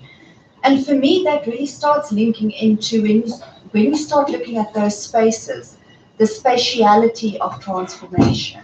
We are talking about political spaces, economic spaces, social spaces, cultural spaces, as well as digital spaces. And once we look at our narratives around where we are and where we want to go in terms of gender equality and women's empowerment, there is a pitfall that we do tend to fall into. And that pitfall is having a very strong policy narrative coming from the top. And very often we exclude the voices of the marginalized. Women who are poor, rural, who generally do not have access to these types of platforms in order to make their voices heard. So essentially, when we speak of a gender perspective and we speak of gender mainstreaming, we have to be careful that having women sit at the table doesn't necessarily mean that they have sufficient voice. And it also depends on which women sit at the table, because we often construct women as one homogeneous group, when in fact women constitute a diverse group. There are lots of complexities in how one would look at gender, regional complexities, cultural complexities, political, social, and I would even go as far as to say digital complexities.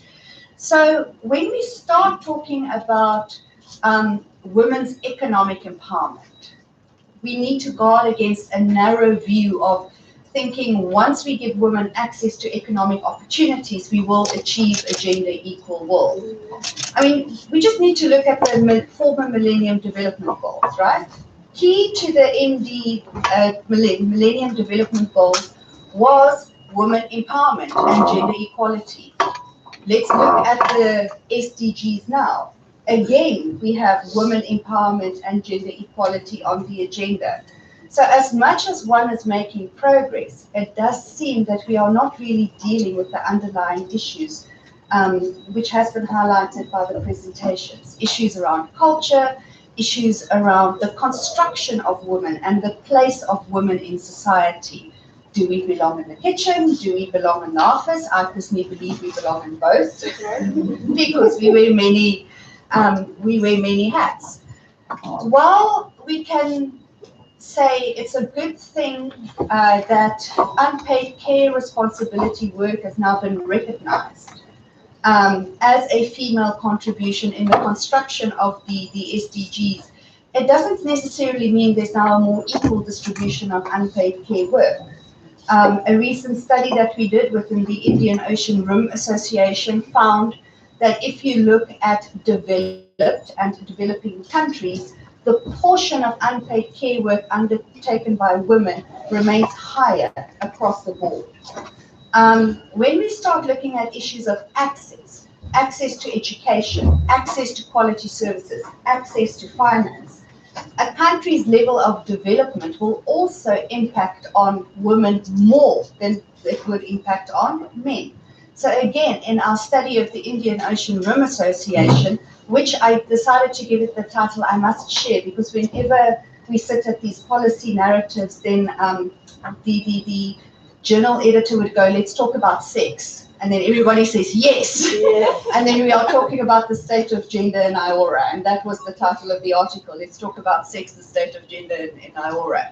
The difference in the means of schooling years between boys and girls, for example, varies quite significantly, with girls generally receiving less schooling than their male counterparts, whether it is a developed or a developing country. So we do need to start looking more at that substantive element. I mean, you spoke about the Brics Feminist Network. That substantive element, how can we really make an impact to say that we are moving towards the social and cultural and political empowerment of women? Again, one may sit at the table but not necessarily have a voice. Or you may have a voice and not be heard. That would also be the other element. We know that generally women are active in the informal economy, especially in rural areas.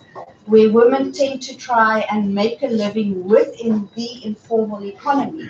But there's very little research that remains on, that stands on how the informal economy can actually work to advance not just women's economic empowerment, but also women's social and political and cultural empowerment. We mentioned issues around maybe not having an own income, maybe not having a bank account, maybe not having access to a mobile telephone. And some of the opportunities in the informal economy would be able to create that base where women can be in a position to open up their own bank, or to have a bank account. But, and this is the big but, are women in a position to open up their own bank account? For example, if you are married, maybe you need your husband's permission, or whichever way it goes. We do need to look at those issues as well. So we may have these institutional mechanisms for gender empowerment. I mean, I was just at the Indian Ocean Dialogue a little earlier on, and now I'm at the Brics conference, and it struck me that at both conferences, the cross-cutting theme is women's economic empowerment and gender equality. So we are creating this policy narrative, this institutionalized mechanism, so to speak, to try and achieve gender equality. But we have to question, how will this narrative create an enabling environment for women just to be in a position to pursue their life goals and their life's dreams. So for that reason, I would argue that when we start looking at some of the strategies through the Brics Women's Forum, we need to consider conferences where we bring civil society together, where we bring academics together, where we bring policymakers together. We need to hear the voices of women who are on the ground in the background, who generally do not necessarily get a chance to speak. We've spoken about the fourth industrial revolution or the digital revolution, but as I was listening to the presentations, a question popped in, and I asked myself, but are we leaving women behind in this digital revolution? So we've spoken about skills development that is needed, for example. Interestingly enough, we have a little radio show, local radio show, that focuses on different NGOs and work that they do in communities. And about 2 weeks ago, they had an organization there that does digital skills empowerment for women. And one of the things that stood out for me was the fact that they said women are scared to use the internet, which is something that came out here as well, that women are very nervous on social media, very nervous to use it to promote products and so forth. A question that I have is, in the Women's Brics Forum, who will participate? If we have gendered disaggregated data, that is critical to understand that not just, I would argue, the digital divide, but actually the state of women in Brics, so to speak. What would we do with this? What are the specific policy outcomes or gendered mainstreaming policy outcomes that we would like to see emerge from this? And it links to that human rights dimension, as was mentioned as well, because ultimately women need to be treated as equal beings. And I'm going to, with my very short summary here, going to conclude with the famous words of Dr. Seuss. We need to get women to a place where they can say, I have brains in my head, I have feet in my shoes, I can steer myself in any direction I choose. Thank you.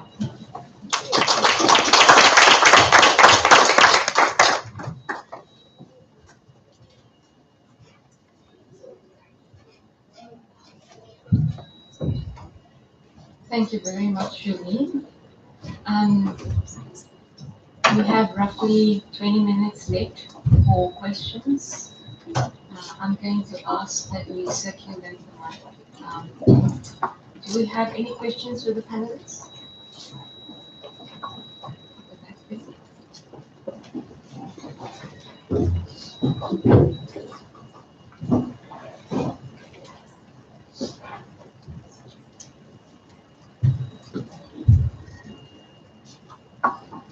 Hello everyone. My name is Mascoli Maniza. I have a girl child for about 2 years now. I'm also worried about the gender politics. But I sort of, there are things that I'm actually battling with to actually understand when it comes to the gender politics, because of especially looking at the issues of the pay gap.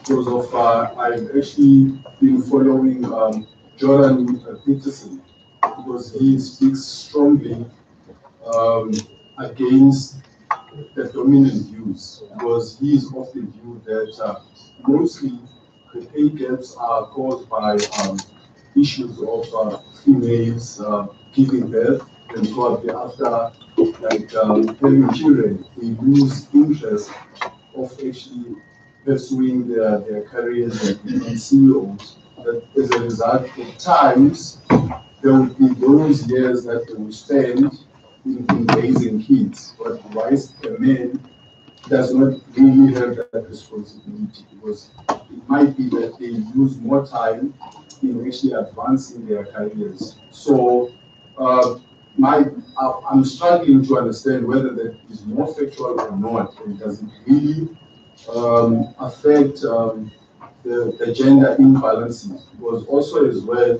with the Scandinavian countries, that they are more advanced and they've sort of started advancing the gender equality more like first and more than other countries. But at the very same time, you don't get females in executive position. What is actually causing that? So I think those are sort of questions that I have as well when it comes to religion, Christianity, because we know we refer to God as He.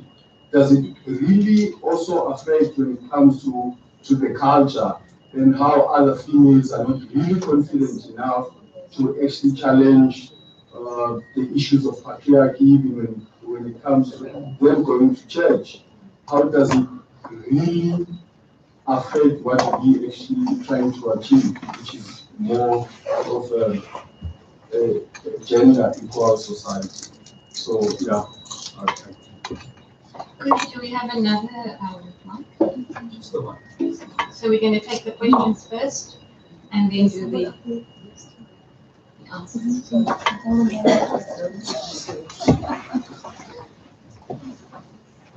Morning, everyone. I have a question on existing institutions that help to sort of trap and accumulate. I like the idea of the unpaid contribution, that the recognition of the unpaid contribution.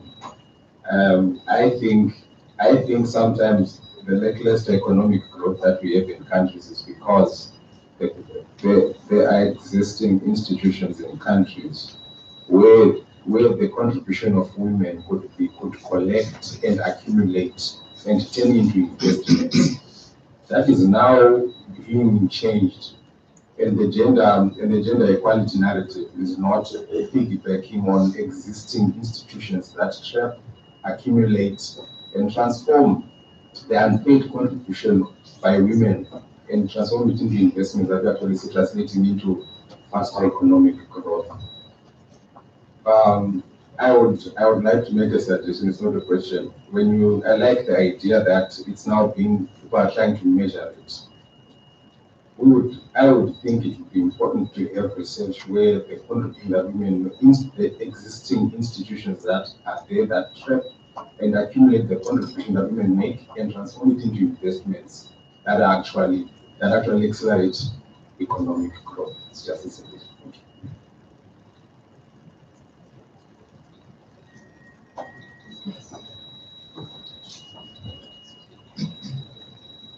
Mine is more a comment on most of the contributions that have been put forward by the panelists.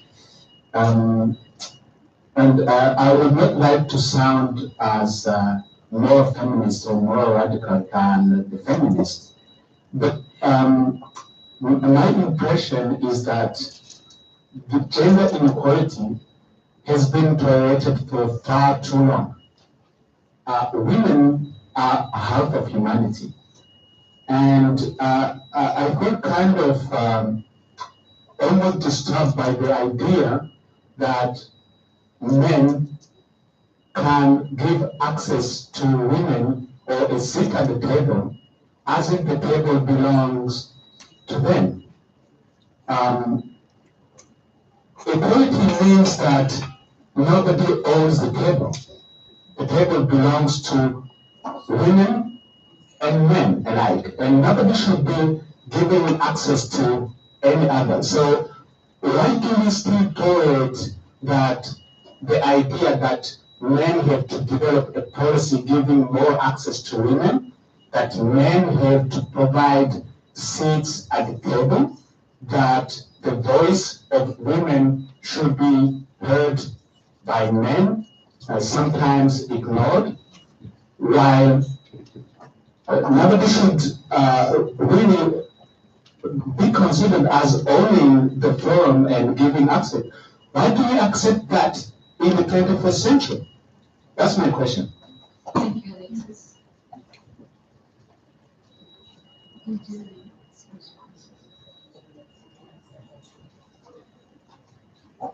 I'm going to try to answer your comment, even if not a question, and to answer your question a little bit, and then I will show you others. I'm going to talk as myself, not as the W20. I don't know if you have been aware of the discussion that is going on in Argentina about the law, about abortion. Have you heard about it? Yeah. This year we have been in the streets asking to be heard. Around 2 million women, 4 million women in all Argentina going to the streets to ask to be heard. So when you are saying that why we're still asking is because we are not being heard. We are not, I mean, even though you're right, we have to be in that table, and that table belongs to us in the same right. We're not reached. So it's very hard to be a feminist and to be a woman and to be aware of that you have to ask permission for your rights, even in the 21st century. And I don't know if you agree with me, or probably with otherwise, even though if you agree with this law or not, but that as a sensation that is very difficult to deal with. Even standing here in front of you and showing numbers about the situation of women and this statistics, when we are really talking about human rights, and we have to be, we have to convince ourselves, we have to convince men, and also a lot of other women, that we have a gender divide in social, cultural, political, and economic circles. So I agree with you, but at the same time, we have to deal with the society and with with the norms that men have created. So I don't know if that makes some sense. No? Okay, and just a little comment about what you were asking in Scandinavian countries. For example, there was some laws for the last 30 years that they reinforced, obligated all companies to have more than 200 employees to be equals in the boards, to have 50% of women in the boards. And they are just thinking today, after 30 years, if the culture has already changed, so they can take away the law. So when we are talking about cultural norms and what our perception about what is our role in society is so profound. How it impact in the way that we take our decisions in an individual level and in social level, that when you're asking what is going to happen with your child, for sure she's going to struggle as much as we do in different ways.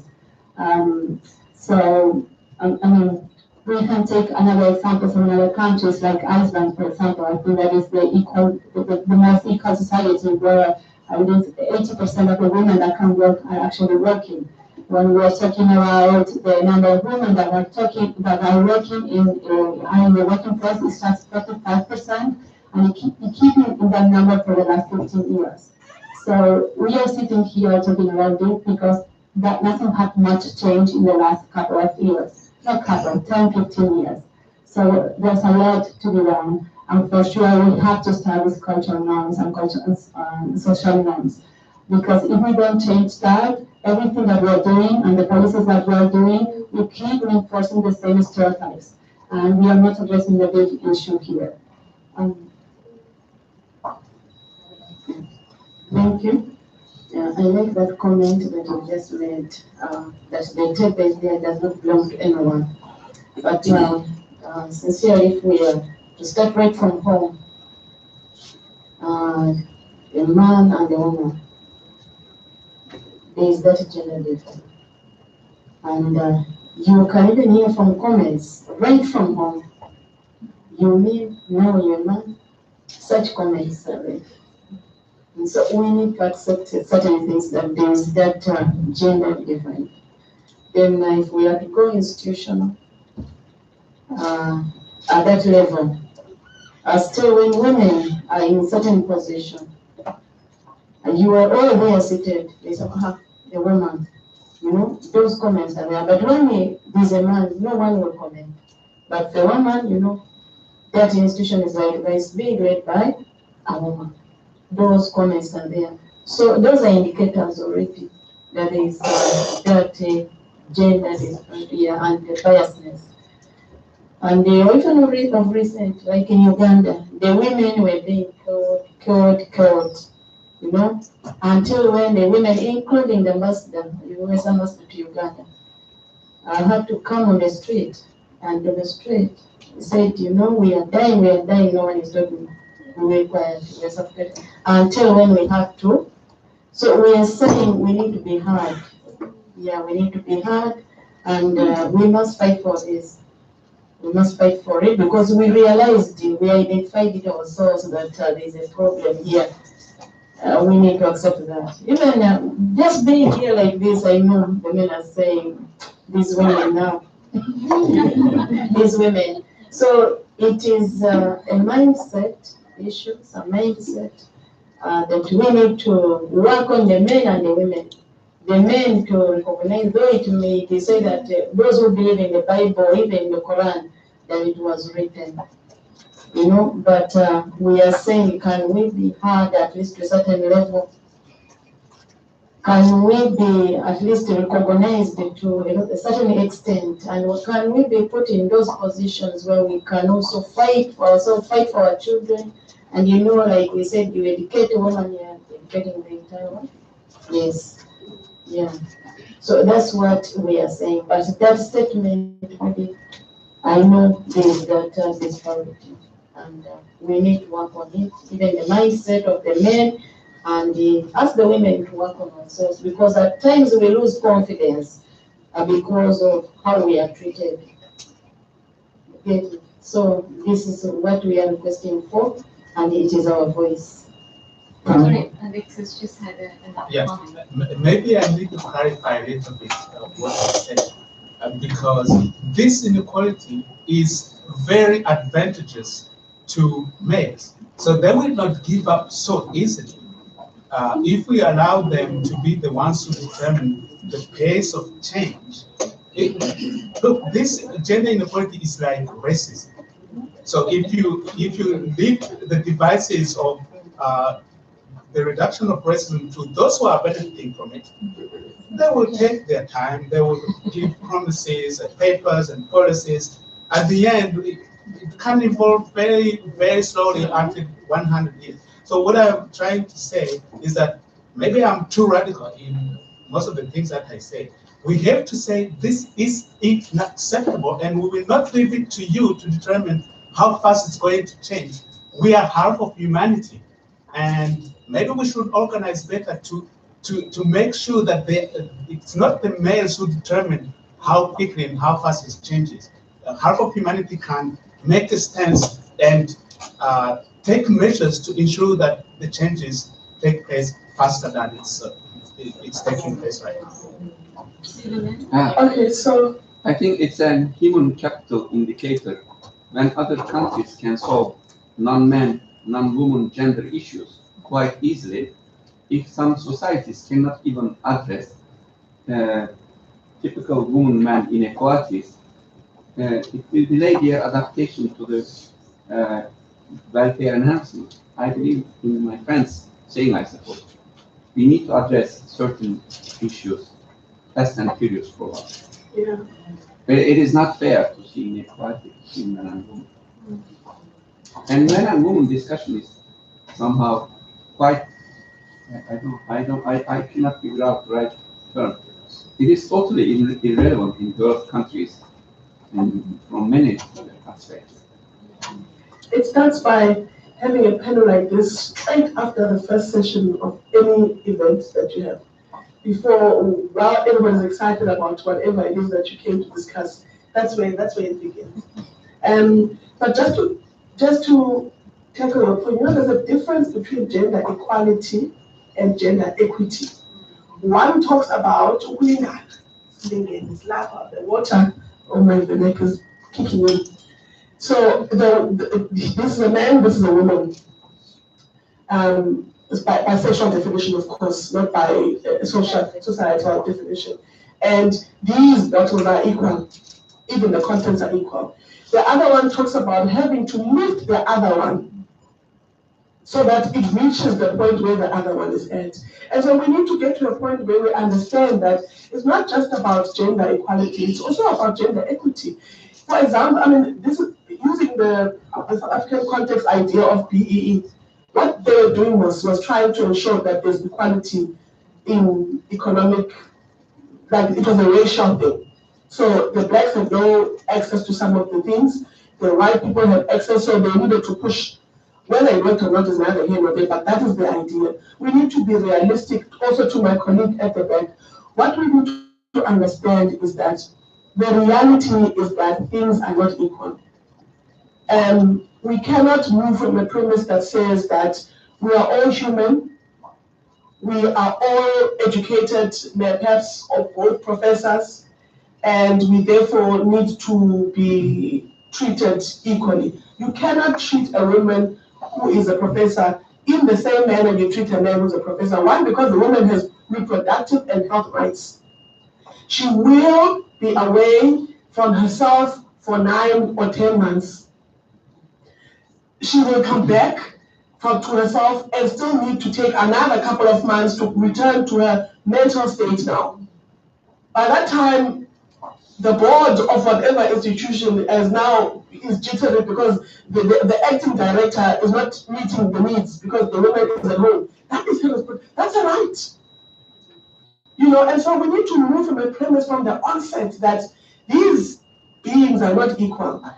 We were talking about this yesterday at the Provincial House of Traditional Leadership, and they were making a comparison around the circumcision laws that they were talking about and what we were talking about around land rights. And they were saying that, would you be able to do the same thing that we do as a man? And we were asking them, would you be able to do the same thing we do as women? You can't. You died. You die as no death. We also die as no death if we have to go through what men go through in the bush. We don't even want to know. And so I think we need to be realistic and we need to respect women's reproductive and health rights. That's where it begins. And that's where you can start with your baby girl. You need to get to her to understand that she's equal to her brother or her cousin who's a man, but then also get her to appreciate that femininity, but also be unapologetically feminist in the way that you engage her on her reproductive rights. Just one last thing. The cultural issues and the differences between our countries. The track 3, we were so excited as the inequality movement, our Brics Civil Society's partners have asked us to lead the design and the whole thing. So we'll be launching the track 3 in December here in the Eastern Cape as part of the handover to the Brazilian presidency. So that talks to the cultural diversities that we have amongst each other. But if you look at the cultural diversities, it also has very adverse and very negative. We cry when we engage in these things. We laugh when we engage in these things because you find an Indian woman who's in the heart of Old Delhi, whose husband has committed suicide. 3 of them all committed suicide because of the death trap. Where does that leave your woman who has to fend for the family, who has to take care, drive? Sometimes they drive donkeys. I mean, I've been a Roma coach for more than 10 years, but I don't know how to drive a donkey. So it's these sensitivities that we need to have for our cultures. And so that track, we really hope that brilliant minds, people who write like yourselves, people who think like yourselves, we act, we get the Brics to the people. And so we really would appreciate that all these things that we're trying to do as civil societies, as ordinary people, as ordinary women on the ground, to push the plight of women, that should also be part of. I think that was all I wanted to engage in the question. Thank you so much, Sibuli. Can I just say, we have 30 seconds. One thing is like, we know as a woman we struggle with these cultural norms, but we have, we have to be clear about this. We have learned to live in this world since the moment that we start living, since we are babies. We have received this message that we are not enough, that not even matter what we do, we are raised to be princes. It's very hard. I mean, how many of us have studied in a university? How many of us have been studying in an engineering university? We have struggled with all those difficulties. And it's very, it takes us the double energy to stand up here to any man that have been here. That's one point. And another one that I want to raise as well is that when we are talking about gender, it would be nice not to have just a gender panel, but to put gender in a transversal way. Yesterday we were hearing about fintech.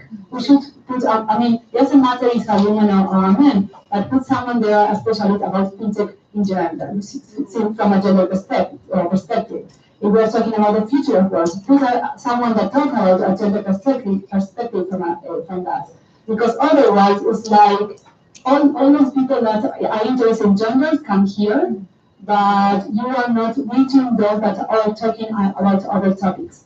And so it's like that they never listen. I don't see anyone from China here, for example.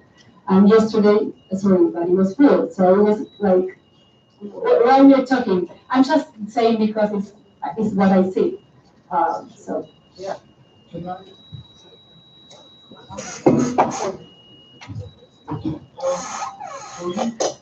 I just want to relate one story, and I think this will cover it. I, some years ago, had to go to a meeting of academics. I was the only female professor there, the only female amongst all these males. And it was on that particular day that the secretary was ill. So I walked into the meeting, I sat down, and we're now waiting. And then the chair of the meeting looks to me and says, "Jolene, as the only lady in the room, would you mind taking the minutes?"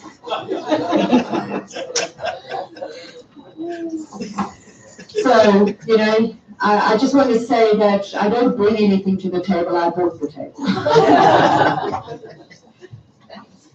Just a quick comment from my side. I don't think it's so much asking men for permission to be at the table, but our reality is, and certainly on the continent, that most of our policymakers are men. Most of our African policymakers are men. And I think this, again, highlights the critical importance of this multi-stakeholder engagement for civil society activists, for business, for labor unions, for academics, for researchers. We all have a responsibility to play, and ensuring that gender equality and gender equity remains a permanent agenda item, both on our national and domestic agendas, as well as on the international agenda. Jolene, I'm surprised that you weren't asking that for tea. Luckily, there were no tea facilities. Otherwise. Yes, we're 6 minutes over time. So. Good day, colleagues.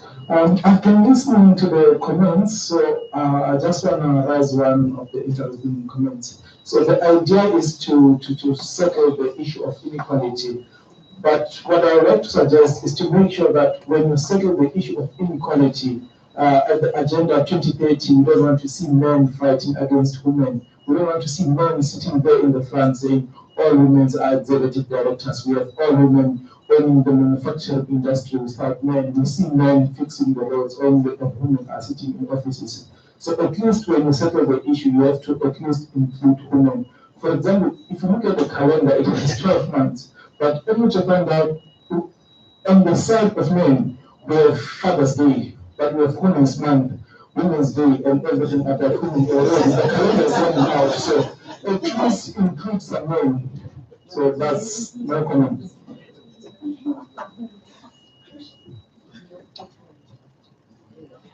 I have to get a consensus from the room. Do we take an additional question?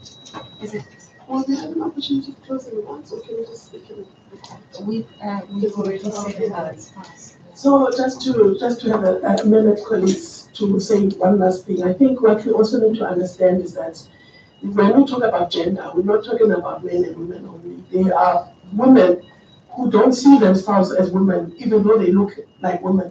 Some see themselves as queer, some see themselves as men. There are men who don't see themselves as men, but we see a man when we look at them. So I think that the level of sensitivity in also defining what gender is about will assist some of the questions that you might have. There are women's organizations that are unapologetically feminist in their approach, and they'll say, we only want safe spaces for women.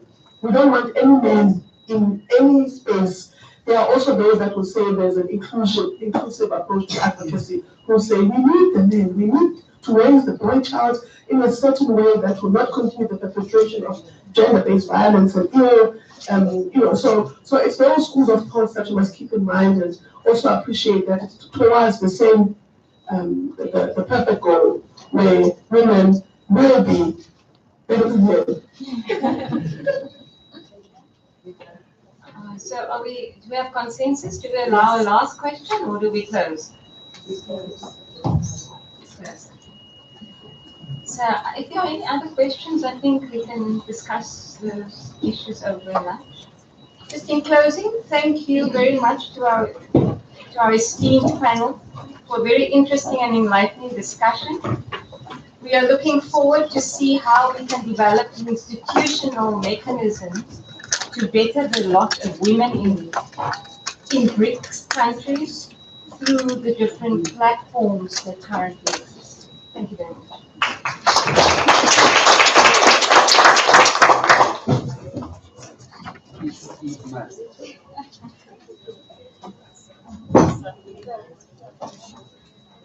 You can solve this problem, right? Scan the problem.